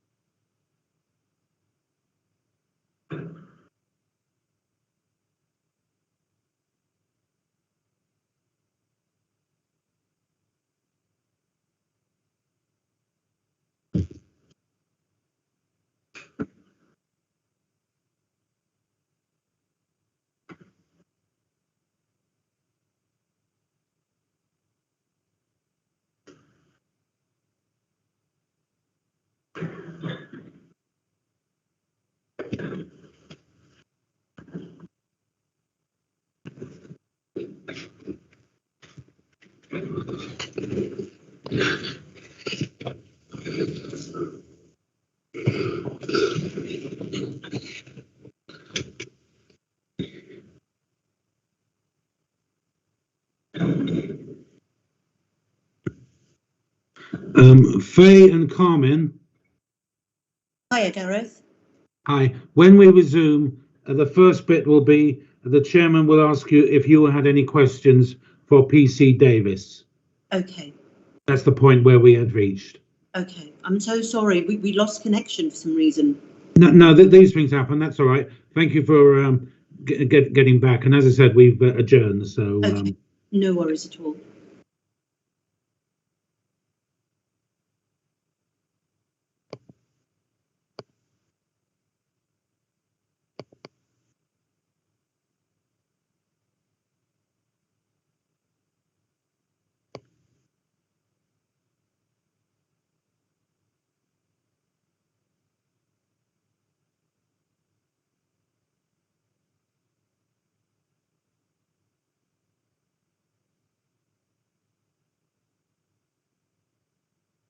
Mr. Ebenezer, just to let you know, I'm here.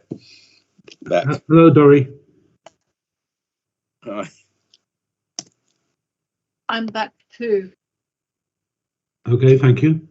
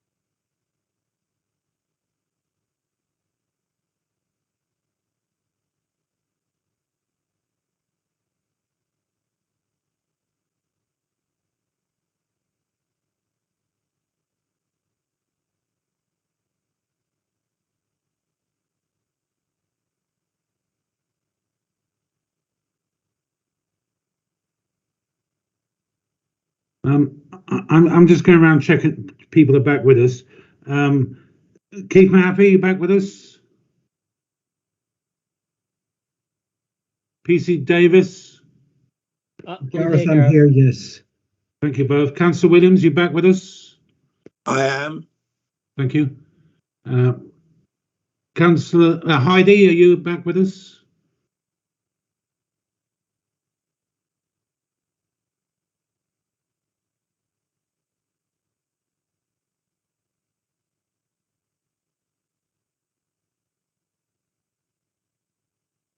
I see Heidi's currently on hold, so she'll be back shortly.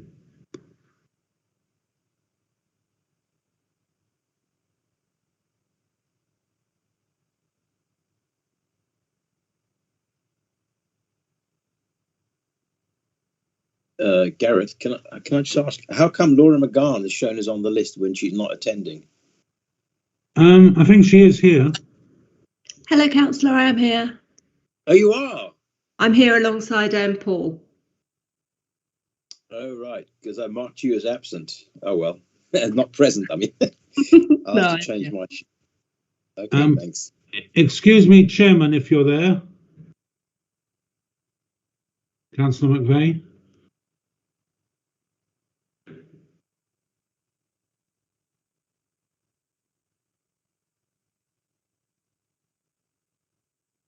Yep, while we're waiting, can I just check? Tom McColgan isn't here, though, or is he? No, he probably isn't. No, I'm sorry. Okay. Yeah, I always adjust my attendance sheet to the actual situation. So everybody's here who's on the list except Tom. Okay, yeah, I haven't seen Tom today. Yeah, thank you. Hello, Chairman.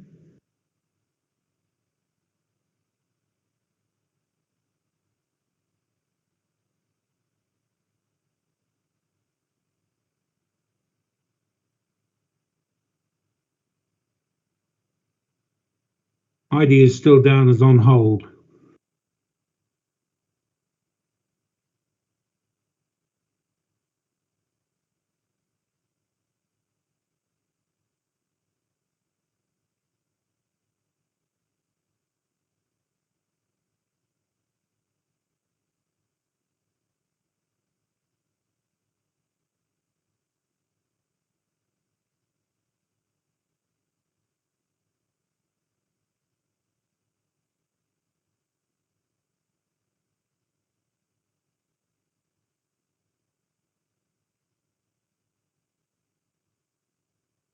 Hello, Chairman.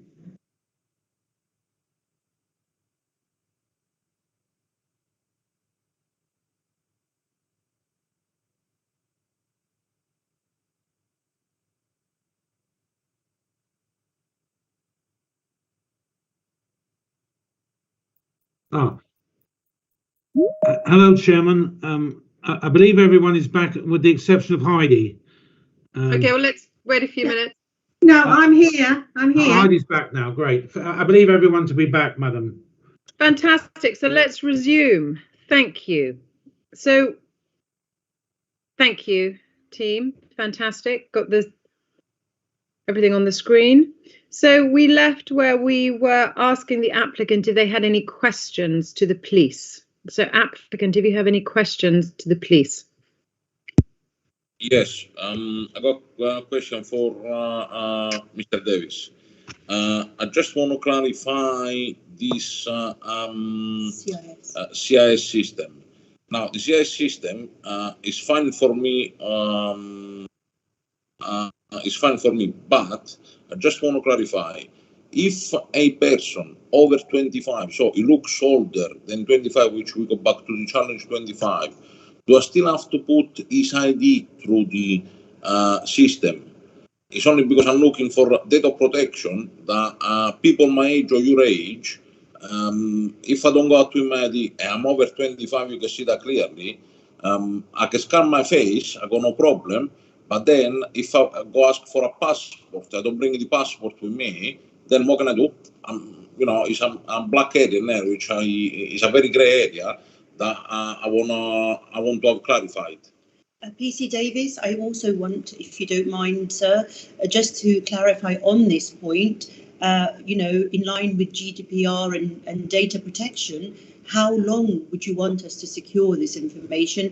And is it imperative that everybody who enters the premises, although that they appear to be way over the threshold of 25 years of age, are they supposed to submit ID and for us to collate that kind of data? Can you just clarify, please, for us? And then the third question, last question is, the system is good, then don't forget that in a premises, every single corner of the premises will be covered by approved CCTV. So it's just going one step on the top of the other. Okay, a few questions. I'll do my best to answer them. The ID scan is in relation to a point of entry, so that is for anyone that's going in, whether you are a celebrity or the neighbour next door. So that's part of your condition of entry. However, I like to add that the committee has the overriding decision as into whether this condition is suitable for your premises and your operational needs. And the other aspect in relation to, I think it's been discussed, Councillor Schmetling alluded to it in relation to the retention. The device retains that information, to assist yourselves in that entry policy, in that entry condition. We don't access it. The timescales, I'm not sure. It could be indefinite, but we don't access it other than for an investigation perspective. Also, with the Challenge 25 aspect of it, is whereby the Challenge 25 is almost immaterial. You will challenge a person's age group irrespective. Now, whether that ID is suitable, because some cards haven't got a biometric scan or validated ID card, it depends on the device. But with ID scan, as an example, there are several out there. They will be able to identify and bona fide that ID. I hope that kind of makes sense. Still, my question no answered, because my question is specific. You coming in through the door, okay? Yeah. After 21 hours, okay? So I can see clearly that you are over 25, okay? Yeah. I can ask you kindly to put your face towards the machine, okay, through the system. But if you haven't got your ID with you, then what can I do? Yeah. Sorry. The facial recognition is the ID is the primary facie validation of that person.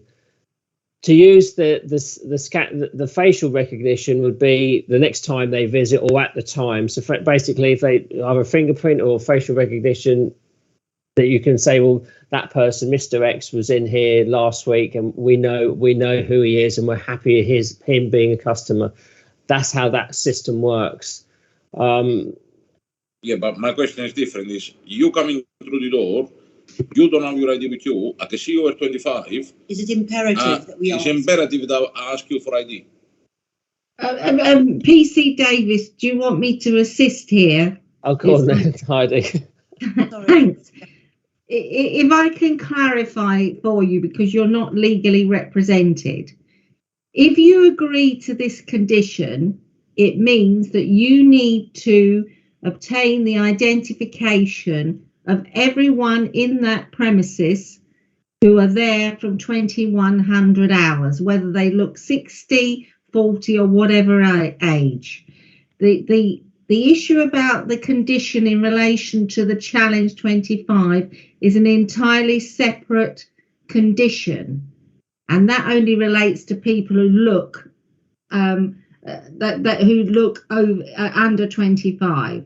So that's a separate condition. It's not relevant to the computer ID. So if you have people in there from 9 o'clock at night on every day, you've said you agree to this condition, although you may change your mind now once you understand the implications, you would have to ensure that you do obtain the identification. And if you don't, it would mean that potentially you would be liable for prosecution. So at this point, because I know in the UK, unfortunately, people over a certain age, they don't bring their ID with them. Okay, so at the moment, I don't agree with this condition anymore.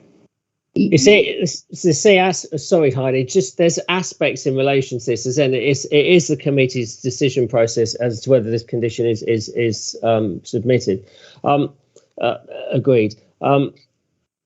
In relation to that matter, there'll be advertising points. There'll be signage to say, on the frontage of the premises, saying no ID, no entry, for example, and these practices. And I dare say, if there's an emailing list, and as soon as the word gets out and you're advertising, you see on a lot of premises now that without any ID, you will not be gaining entry.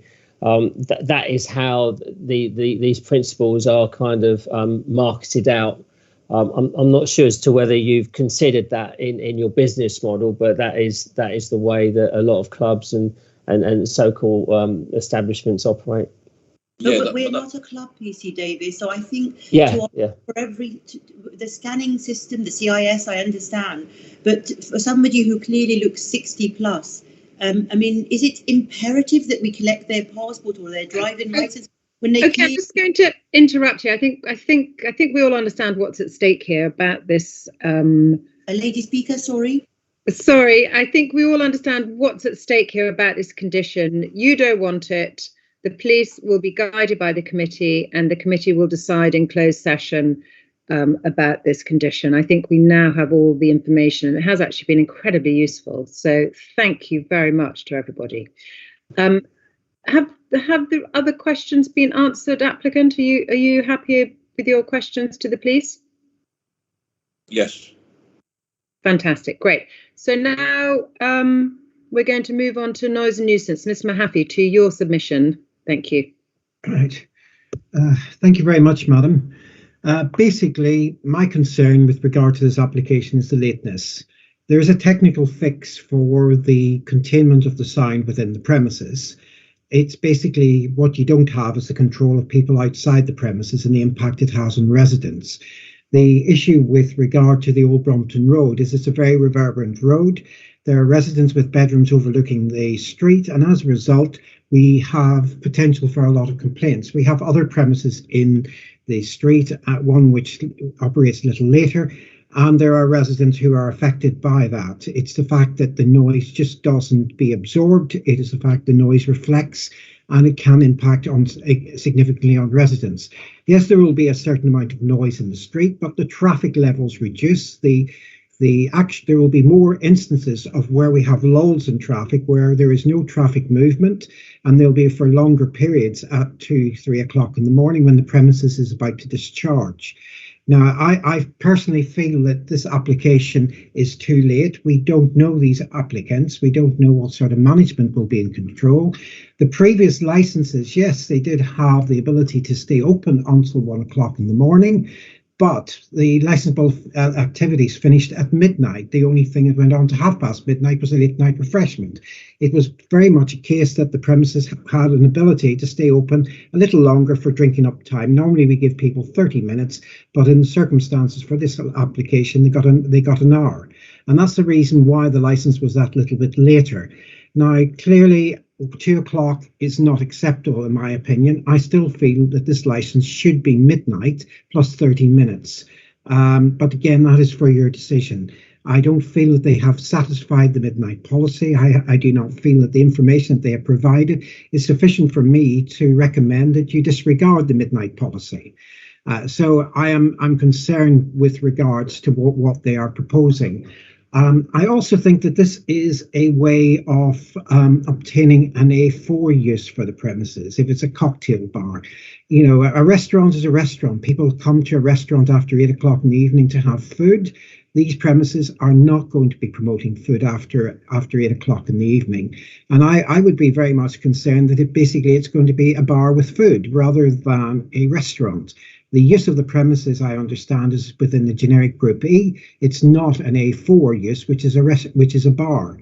And clearly, while I appreciate that people will be sitting down, the difference between people having vertically drinking is that you can have more people in a premises when they vertically drink because they take up less space than you do when people are seated at tables. And a lot of this comes down to the capacity level of the number of people who are there.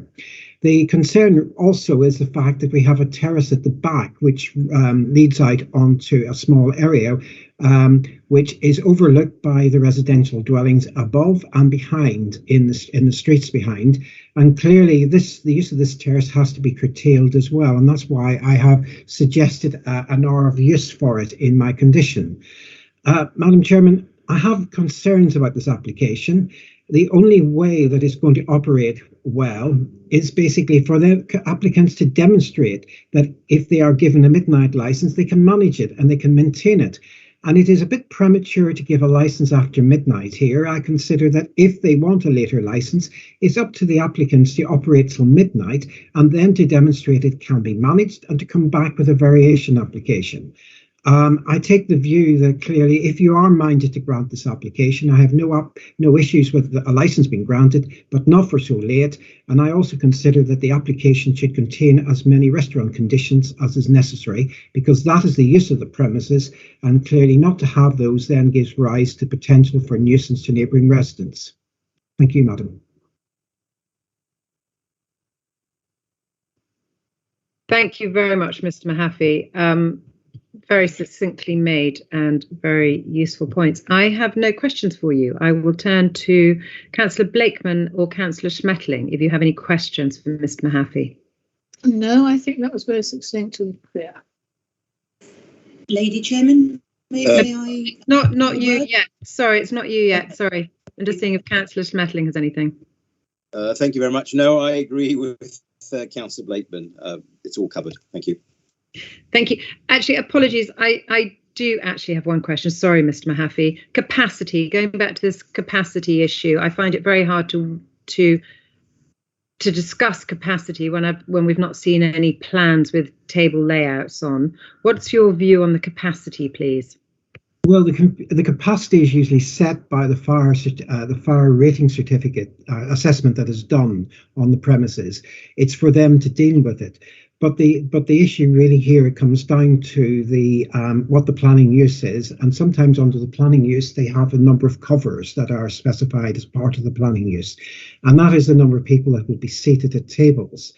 My view here is that if people are going to be required to be seated at tables, then the actual number of covers will be the covers.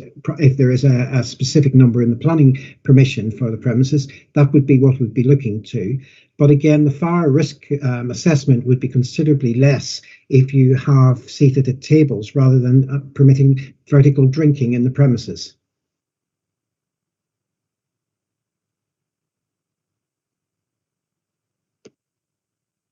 You're on mute, Soph. Sorry, thank you, but we haven't got the information about the fire risk capacity in front of us. I don't know if Mr. Phelan wants to jump in here, or if you can enlighten us a bit more, Mr. Mahaffey. Well, I think you're correct, madam, because we haven't seen what the layout of the premises are. What we've got is a blank canvas. We don't know where the bar is going to be located. We've got a restaurant area. We don't know if the kitchen's there, where there will be a preparation kitchen. Will the whole basement be part and parcel of the licensed area? These are the things that clearly we would have liked to have had. Normally, when we get applications, we get some form of an indication as to what this is, and we can make some form of an assessment. At the moment, they are looking at licensing the whole area, which I agree, but there's no demarcation of anything to basically assist us in seeing where things are going to be located. So regarding if the committee were minded to grant this license, regarding the capacity condition, do you think that should be included? Well, we don't normally add capacity conditions on it unless there is potential for noise issues from the premises, because if a premises is operating later in the morning, then clearly we would want to make sure that we don't have a significantly larger number of people on the premises that could not be controlled and give rise to nuisance. It really comes down to yourself. Capacity, I would think, would be something we should consider if you are minded to grant after midnight.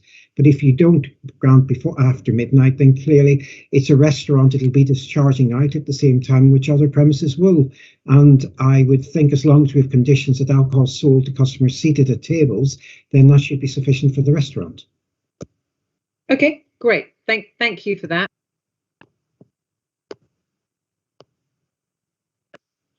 Sorry, thank you for that. So yes, Camille Delizio, a question? Sorry, Chair, can I just ask one question of Mr. Mahaffey? The applicants have asked for non-standard timings until 3 on certain days, Christmas, Boxing Day and New Year's Eve.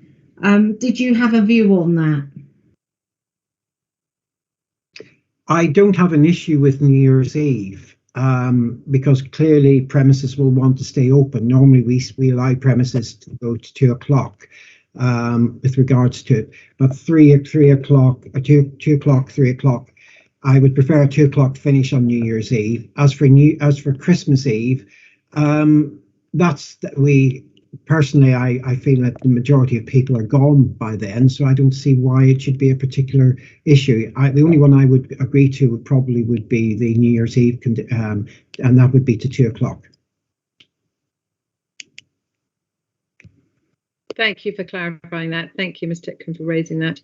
Yes, applicant, Fayed or Mr. Lizo, questions? Yes, Lady Chairman, we were wanted to just interject and say if Keith has suggested that the license be set at midnight, and then he wants the applicants to see how it goes and then vary the license should they have no noise. But can it not be the other way round? You wouldn't know how we're operating or how this is affecting the surroundings unless the model is tested. So I would kindly request that our hours requested on the application are granted, perhaps with a stipulation that should there be any reported nuisance, noise or crimes, then our application, we're happy to vary the application and stick to the midnight policy. But it can't be the other way around, because our model cannot be tested. If we stick to midnight policy, we wouldn't know if there.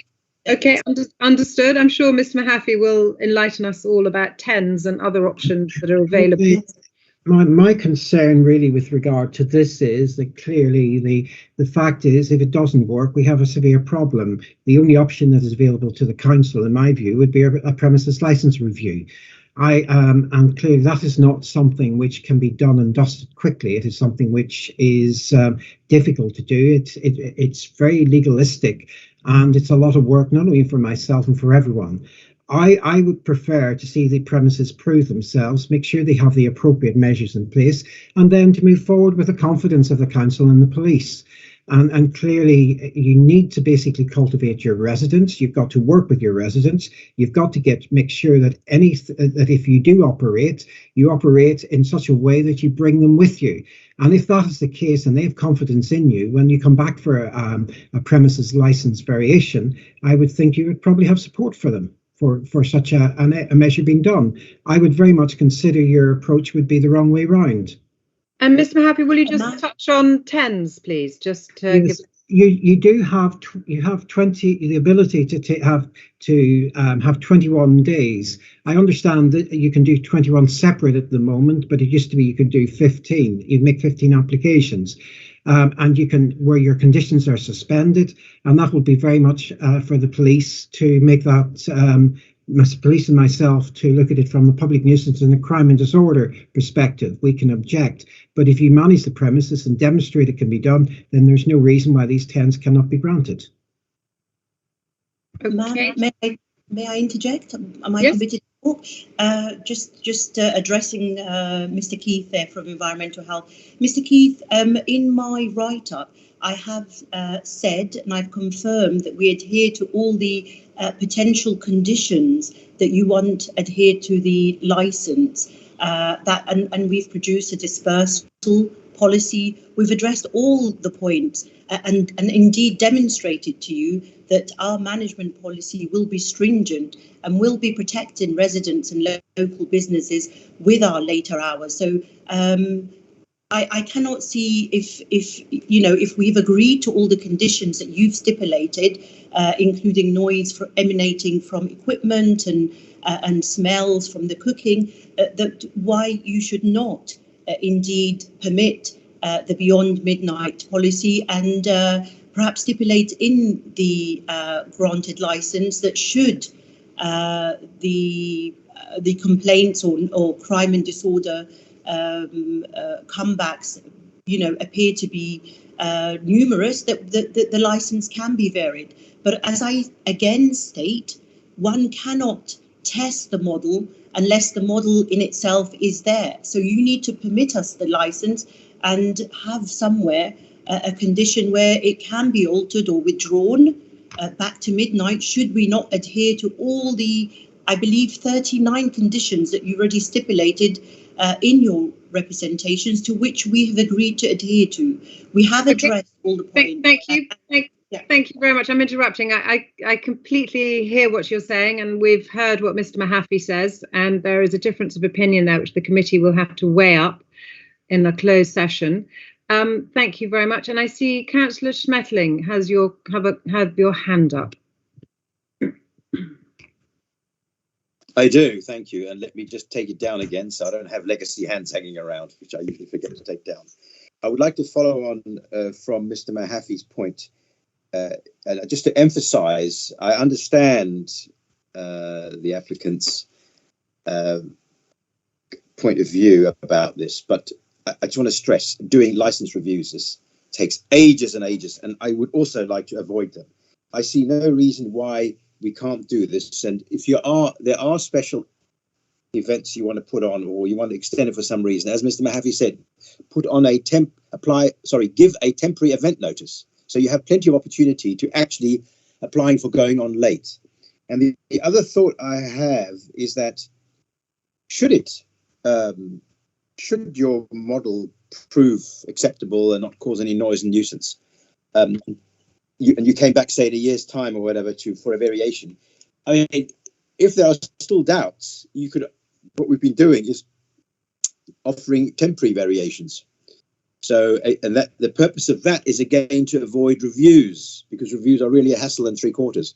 Then you ask for a variation, it's put on, say, for a year, which is enough time, which is more than enough time to test. And if after a year everything is fine, you come back and ask for a permanent variation. So these are your steps available. Old Brompton Road there is very quiet at night, and that's what our concerns are, as you've noticed. So that's a possibility which you may wish to consider. Thank you. Thank you, Councillor Smatting. And I think Ms. Titcombe has taken her hand down. So thank you. Objectors, do you have any questions for Mr. Mahaffey? Councillor Williams? No, I don't. You don't. And Ms. Titcombe, any questions for any of the responsible authorities? I just have questions regarding conditions, which I'll deal with it at that time. Thank you. Okay. Thank you very much. So now we're moving on to Councillor Charles Williams, who's objecting. So would you like to your submission? Thank you very much. Thank you very much, Chairman. I think some of the points which I was going to make have already been covered in the discussions we've had. And I'd like to firstly thank the applicant for meeting with me last weekend, indeed taking me inside the ground floor of the premises.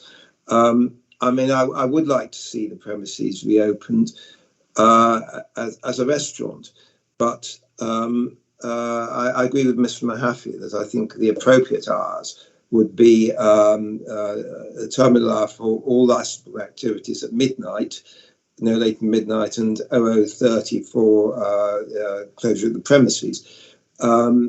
The conditions which have been discussed are numerous, and I'm concerned that they would be quite a burden. Some of them I think would be essential, like those relating to sound insulation. But if the committee decided to grant the hours that Mr. Mahaffey, for instance, suggested, I think some of these conditions, which I would describe as nightclub conditions, could be, I think, would not be needed. They would be excessive. I would also say that, in my view, the 15 years as a ward councillor, I've seen very well. I don't think I've had any problems on Chelsea match days associated with licensed premises in the ward.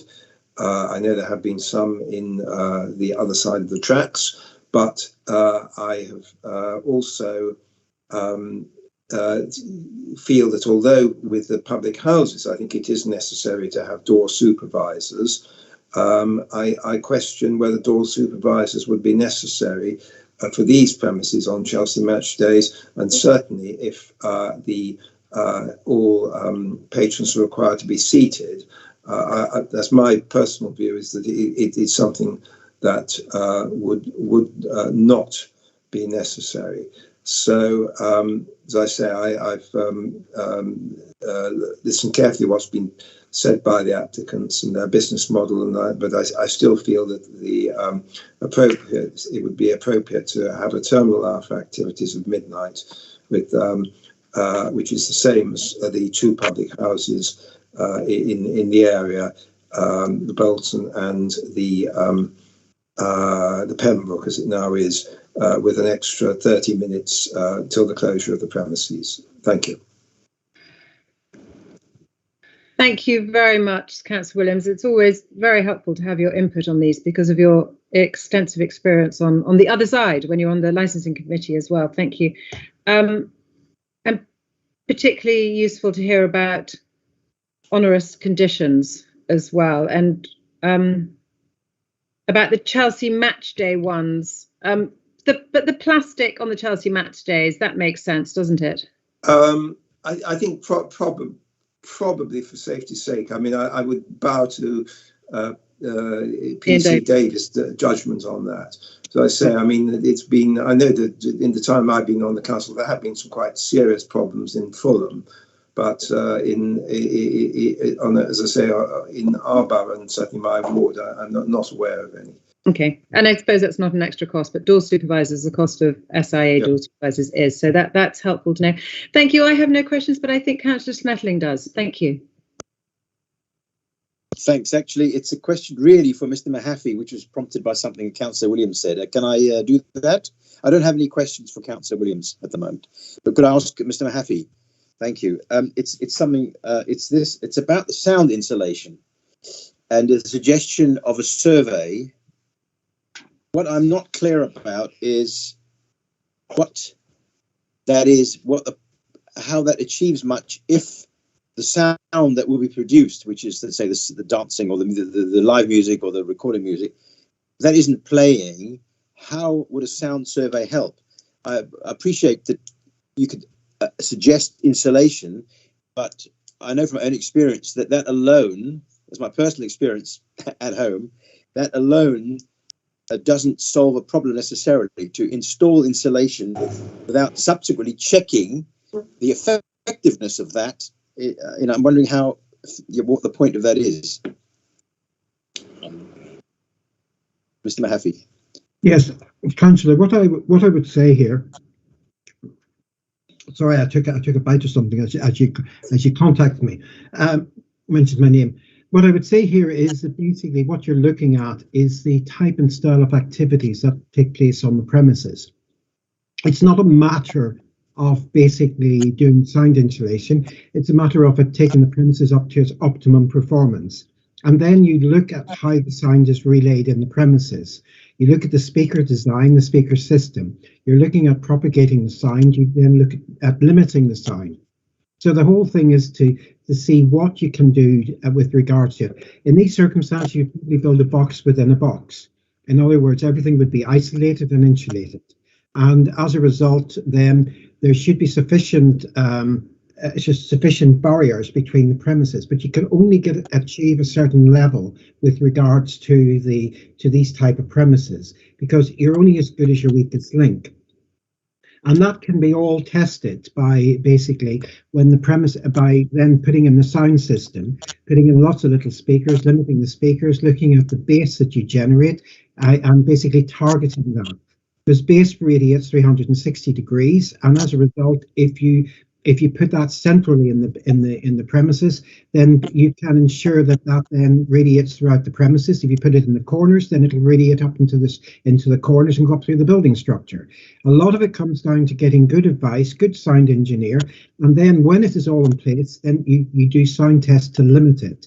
You go into the flat above and you play the music at its maximum. You bring it down to it becomes imperceptible in the premises below, and then that becomes the level at which will be set inside the premises with a little tweak, so that when the premises is empty or is full, you can then increase the volume slightly because the bodies will soak up the sound. Right, so that's actually very helpful. So you are saying that everything is installed, is run and tested in the flat above or next door, whatever. So that is very helpful to have that. So it really is a practical, real life, real world test. Thank you very much. Thank you.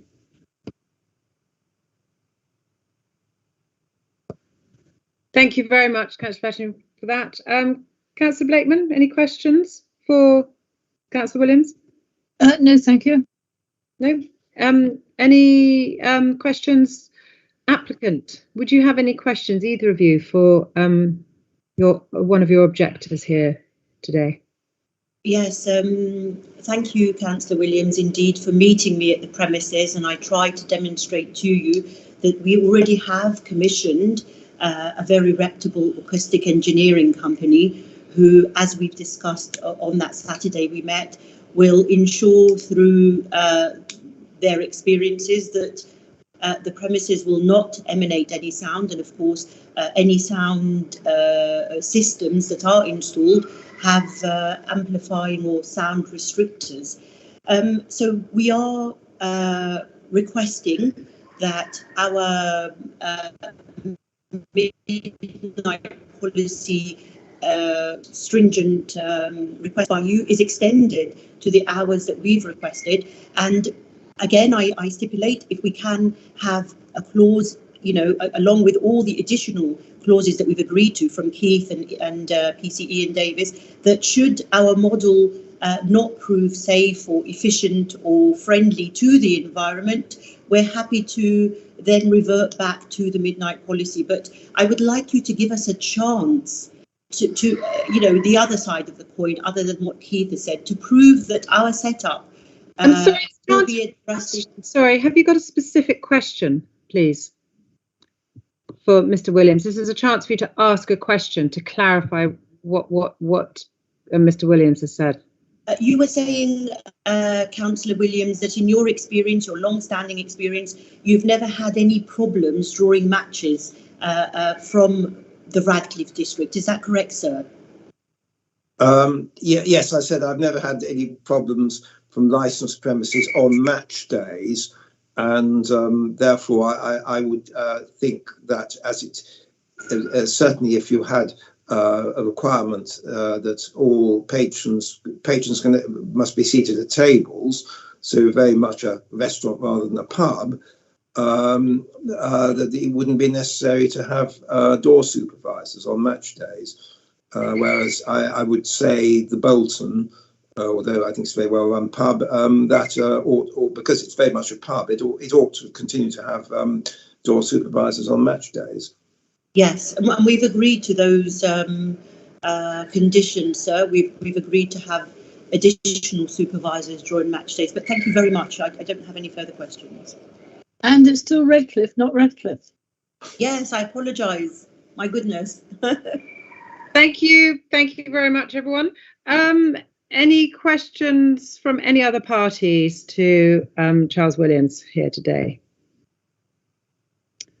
No. Chair, I think this is more so clarification to do with the football position. It's not a question, but I think it's more clarification. If you permit, if you indulge me, it might be of assistance to yourselves. Yeah. Okay. Obviously, Chelsea, when they're playing at home, the away supporters descend in the Earls Court footprint, i.e., the Prince's Tech, the Courtville, the Blackbird, the Bolton, etc. So hence, in the discussions that I had with the applicant, there was an issue of the potential for the premises to be used by supporters. And I think we kind of did discuss the aspect if Roma, for argument's sake, not to say they support Roma, the licensees were to be in the Champions League, and all those supporters descended upon the footprint, and you had the Italian flag waving outside the premises. Inevitably, that will be a destination. And hence that's why these conditions, which are kind of a general condition for the footprint to kind of mitigate our concerns, hence the kind of polycarbs or the plastic glasses, primarily aimed at the vertical aspect. That makes sense. Understood. That's all I wanted to clarify on that. But other than that, there's no questions. Thank you. No, that's great, and it kind of in a way protects the premises as well. You never know. And there's been many a time when we've had to literally buy cereals, and with mounted branch and public order officers seal Earls Court Road to march them all the way down Redcliffe, or either into Finborough, down into the footprint because of the volume of supporters turning up. And that is the only prevention aspect that's been in my mindset in relation to these premises. Thank you. Okay, no, understood. Thank you for that. And I can see Mr. Williams nodding. Did you want to add anything? No, Chairman. No. Thank you very much. Now we are going to turn to the next part of the proceedings, which will be Ms. Titchcombe going through the conditions, and which are very extensive conditions. So this may be quite challenging, but over to you. Thank you, Chair. So basically, this list, which has been circulated, comprises all the conditions that the police asked for and the conditions that environmental health asked for, and one or two conditions that the members may want to be attached to the licence.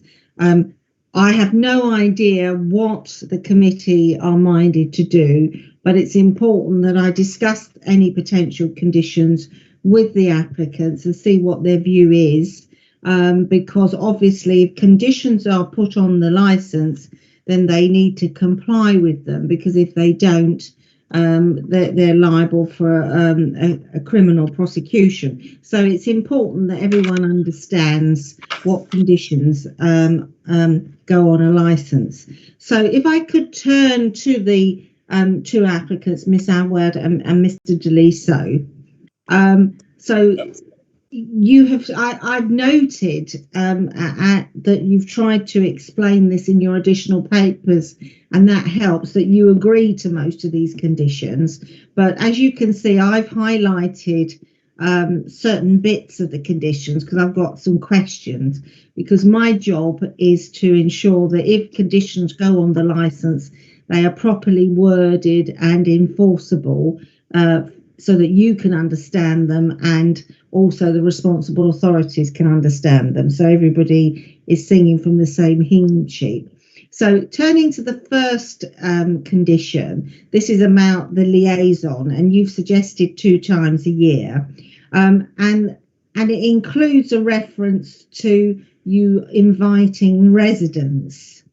Did you have in mind which residents you were thinking of inviting, or are you saying that you want to just notify local residents associations and perhaps ward councillors? Yes, ma'am. So we can liaise with the ward and the Earls Court Association to let them know that these are the dates we're open to meetings, and then we can be directed by them. They may then stipulate the time in the meeting, and so we could keep that, you know, with the Residents Association, and they could let us know what they want to do. Understood. Would you be willing to, so rather than include that wording in brackets, would you prefer to say that you'll notify residents associations and ward councillors? Yes, ma'am. I do insert ward councillors. Okay, and so you're suggesting delete that word. That's very helpful. And you've said many times that you're suggesting 2 times a year, but you'd be open to discuss any problems during the year. But this is a requirement that you'd have to have an official liaison meeting twice a year. So I'll leave that as 2. So yes. Then moving on to the second condition, if we could move up slightly. Sorry, Ms. Tidcombe, sorry. Yeah. I think we should put a minimum gap between those 2 meetings, the required meetings a year, say 5 months.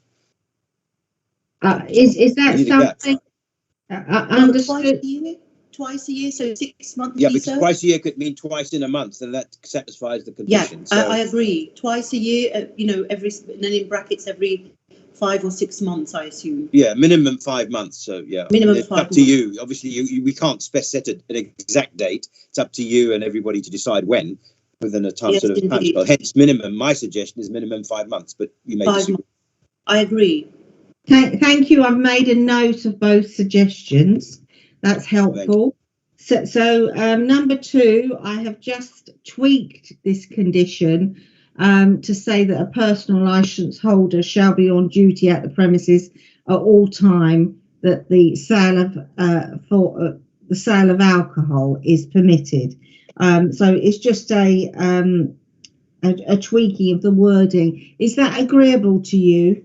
Yeah, it's agreeable, obviously, because I'm the only DPS at the moment. I probably need to find, I need to employ at least another person with the personal license, because I cannot be 24/7. I need a rest as well.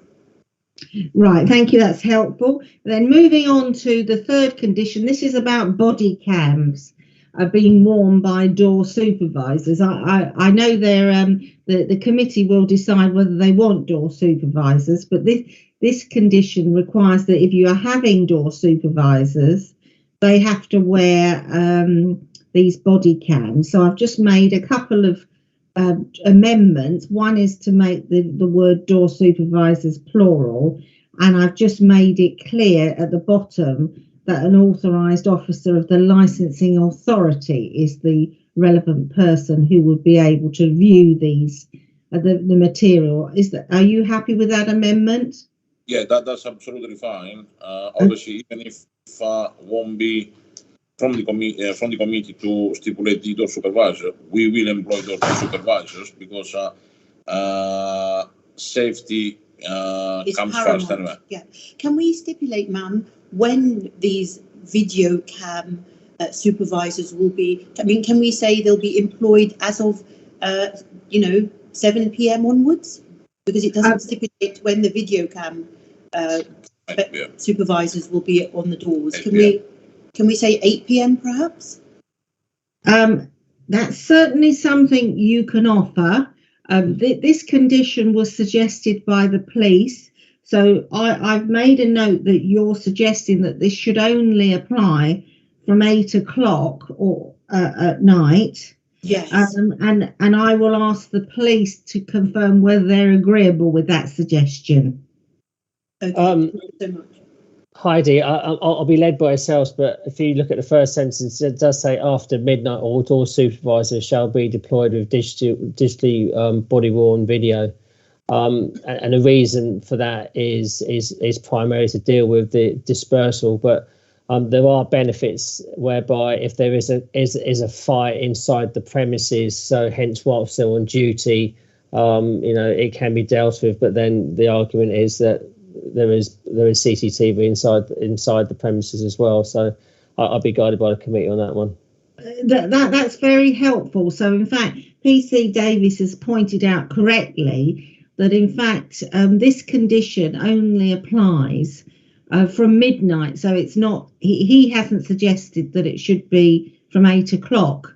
That's fine, ma'am. So, I apologise. So would you prefer the midnight or the 8 o'clock? To be honest, when the door supervisor come on duty, he will have the body cam and will keep that one on all the time until all the dispersal is done. Okay, so what time will that be then? What time? I will put the door supervisor from 8 p.m. Okay. Onwards. Okay. So from 8 p.m. All the closure until the dispersal time. And all those supervisors will have the body cam, and obviously we'll have all the backup from the CCTV. Personally, I will have a body cam as well, so I'm inside the premises. So yes, that will be helpful for everyone. From 8 p.m. From 8 p.m. As soon as they start on duty, they'll go with the body cam. Yeah. That will give the police added comfort. Heidi, thank you very much. Okay, that's very helpful. Thank you both for your comments. Moving on to the next condition relates to the computer system, and the committee will decide whether, as PC Davis has explained, whether it's appropriate to put this condition on at all. But if it goes on, I've just suggested that it's amended slightly to say the computer-based identification system shall be in operation no later than from 2100 hours on Friday and Saturdays, and when promoted events take place at the premises, except for guests whose identification has previously been scanned and stored in the CIS. The details of all persons entering the premises shall be passed through the CIS system. Now, there's a typo there. It's all promoted events. It's difficult to know what is a promoted event. No. I don't think, ma'am, we'll be really having any promoted events other than those at Christmas and New Year, but during the rest of the year, we're not going to do any promoted events. PC Davis, could you help me there whether that should still be retained or whether you want, because New Year's Eve may not be on a Friday or Saturday, you might want this to apply when the hours are extended. Yes, I agree with yourself, Heidi. I think obviously with the business model slightly changing as per this hearing, yeah. My issue with the promoted events, and I did discuss it in my submission, whereby if there was a scenario whereby a DJ or celeb wanted to use the premises as whereby they came in and took over, that is the kind of aspect where the reins are loosened for someone else to manage the premises. But since then, obviously the applicant has invariably said that won't be having these promoted events. So I'm quite happy to have that amended accordingly. Okay, you mean to delete it? Do you mean? Yeah. Thank you very much for that clarification. And then, sorry, Heidi. Yeah. Could I? This is Dory. Could I ask? Are you saying now to delete this condition? No. What I was just the term promoted events. Okay. Is not legally defined. So if I'm trying to make the condition enforceable, if the committee decides actually to attach this, then I needed more help on what that meant. But PC Davis has kindly confirmed that I can delete the reference to promoted events because the applicants have now explained during this hearing that they're not proposing to have promoted events, but in fact this condition could apply when the hours are extended on the New Year's Eve and other evenings when they have extended hours. Because I'm still concerned about this data collection business, because what we're doing here is storing people's ID to get in, right? So they come in for the first time and store the ID. I mean, I've discussed it. Discussed it a little bit earlier, but I still don't understand the point of scanning this stuff, because scanning it is useful for re-entry, not for entry. So I think, and therefore, how long is it stored? The night, 2 weeks. I think this really is important. I don't know whether police collect it or the premises. Data can't be stored just like that forever. That's a valid point, Councillor Smettering. I am aware that this condition is a standard condition that the police do attach to nightclub premises. And the whole purpose is if there's a fight or a disturbance that they find out about, and they may not find out about straight away, then they can go into the system to find out who was at the premises on that day in question or evening in question in order to be able to identify the culprits. So it's a crime investigation tool. Have I explained that correctly, Ian? In keeping with the prevention of crime and disorder as well. So can I just intervene? Okay. Having body cams and door supervisors on a front door, plus all the CCTV systems, this closure in for myself would be a killing, because we know a nightclub that is killing the business. Mr. DeLisa, I think we've had this discussion at length. I think the committee will make a decision on this condition, because I understand it is somewhat sensitive, and I'll leave it in the kind hands of the committee. Okay. Could I just make that final point in the light of what I've just heard about the crime angle, which I must admit I didn't think of, and it doesn't make sense. Could one, if one did apply the condition, could one then put in a deletion date like 31 days or whatever the police think? That would at least allay some of my concerns.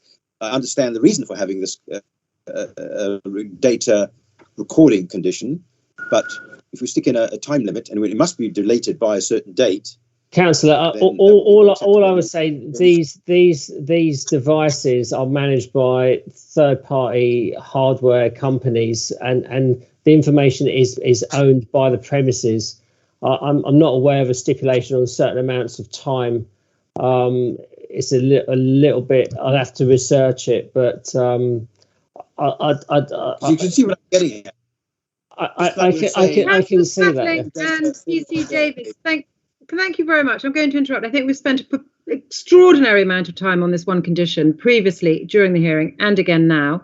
I think we're all clear the pros and cons of it, and we as a committee will decide whether it's relevant to this premises in our understanding of how it's going to operate if we do grant a license. So shall we move on, Ms. Titcombe, to condition number 5? Thank you. The next one is the training condition, and I've just updated it in line with the standard condition of the council. It's number 5. Is that agreeable?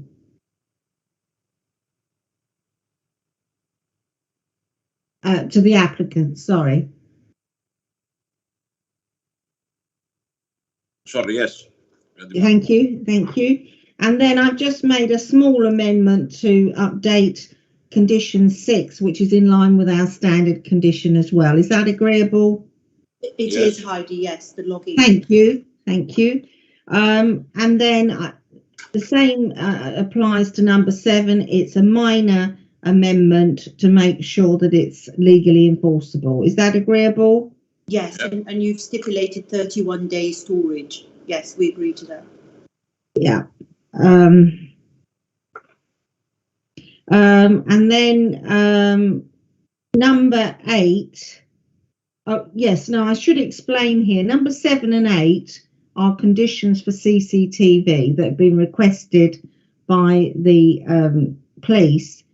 Environmental Health suggested a slightly different version of the CCTV, which I've got below. If you just go a bit further below, it's in red. That's it. So they've sought a slight variation. Which condition would the responsible authorities prefer?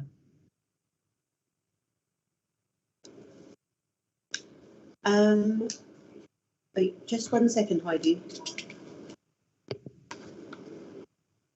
Yeah, I'm asking PC Davis and Mr. Mahaffey on this one because they've both they've asked for slightly different tweaks on the CCTV condition. Ms. Titcombe, I will be very happy with whatever Mr. PC Davis considers is appropriate. I'm not the expert. What I did was put forward a condition which I considered would be appropriate here. If Mr. Davis is happy with one of them, then that suits me. PC Davis, thank you, Keith. Yeah, if we want to push with the condition I've submitted, if the committee is so obliging, I'm happy with that. All right, so 7 and 8 is agreed then, okay. The applicants, can you just confirm you've agreed that? I believe you have because it's in your additional papers, and I will delete. Yes, Heidi, we ones agree below. with 7 and 8 and the version by the police rather than EH, Environmental Health. Lovely, okay. So then we move to condition 9. And this is the requirement to have a minimum of 2 door supervisors from 10 o'clock at night. I've made a slight amendment to that. I mean, the committee will decide whether or not to attach this condition, but if they do, are you happy with that amendment? Yes. We are, ma'am, yeah. I think the applicant referred to an 8 o'clock start. Am I right in saying that, or did I? Yes.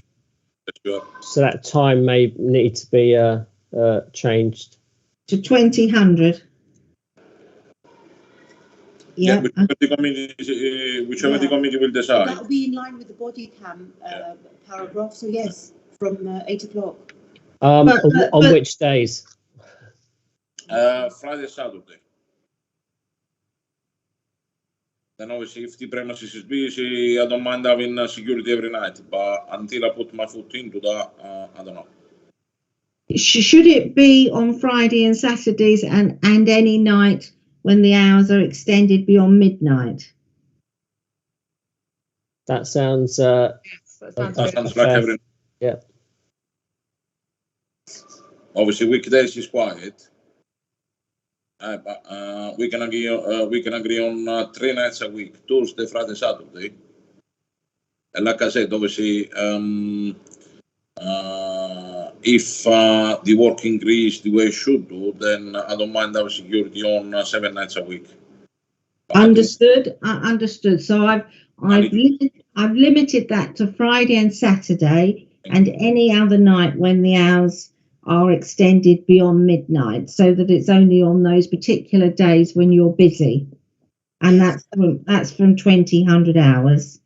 The next one is number 10. It's just a challenge 25, and I just wanted to ask PC Davis, are you happy with the ID from member countries of the European Union? Is that still applicable now that we've left the EU?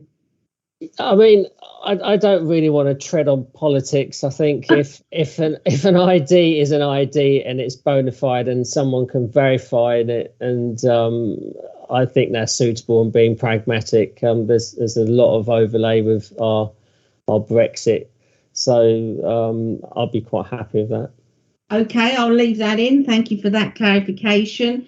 And then rather than saying after 2000 hours, it's better to say from 2000 hours. Thank you very much. And then there are no amendments to 25, 26, 27, 28. 29 is the basement terrace area. I've just changed the wording there to make it enforceable. Is that agreeable? Yep.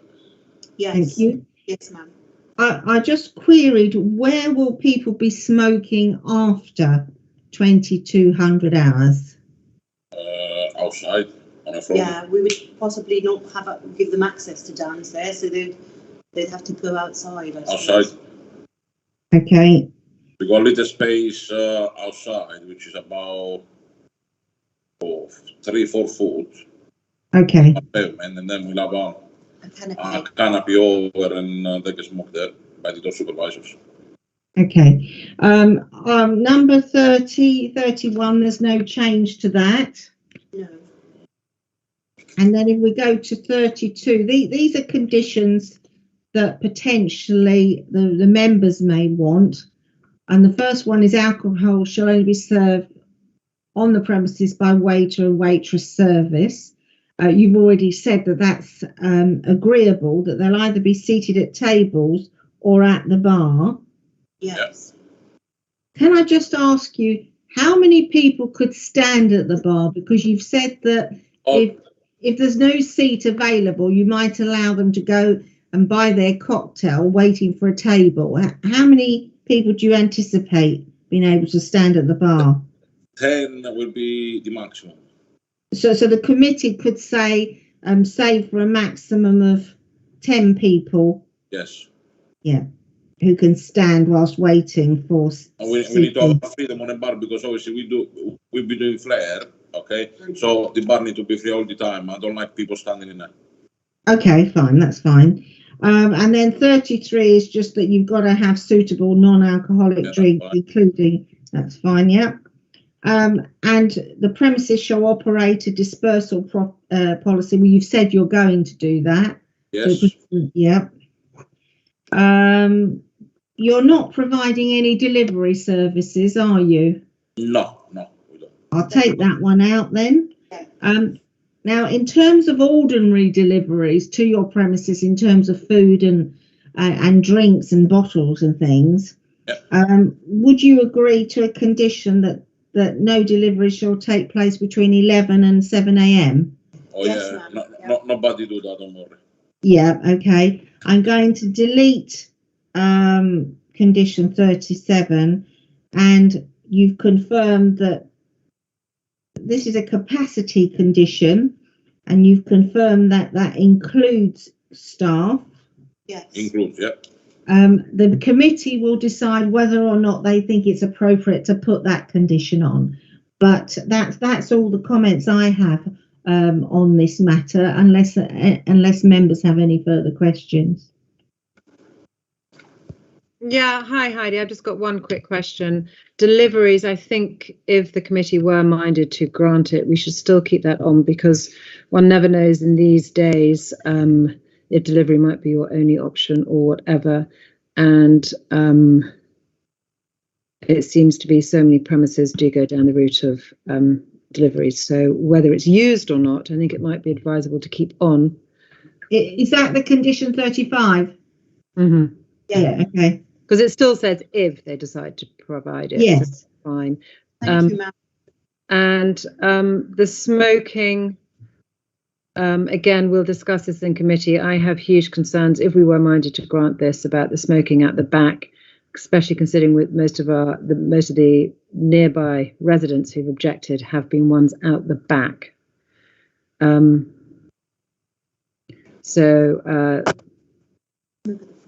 I'll take a smoke at the front, we can eliminate the back. Lady Chair, in that case, we have limited the number of smokers at the back to, is it 2 or 3 permitted at a time? But if that was, a condition, yeah, we can actually remove that and ask them to smoke outside. We use just as a fire escape and that's it. Near the fire, yeah. So we can remove that if that's a problem, really. Okay. Okay, we'll we discuss don't that. create any problems. Okay. So Thank you for that. That's good to hear that. Thank you. Nothing else from me. Thank you. Thank you. And so I take by the silence, there's nothing else from any other committee members or anyone else about the conditions? No.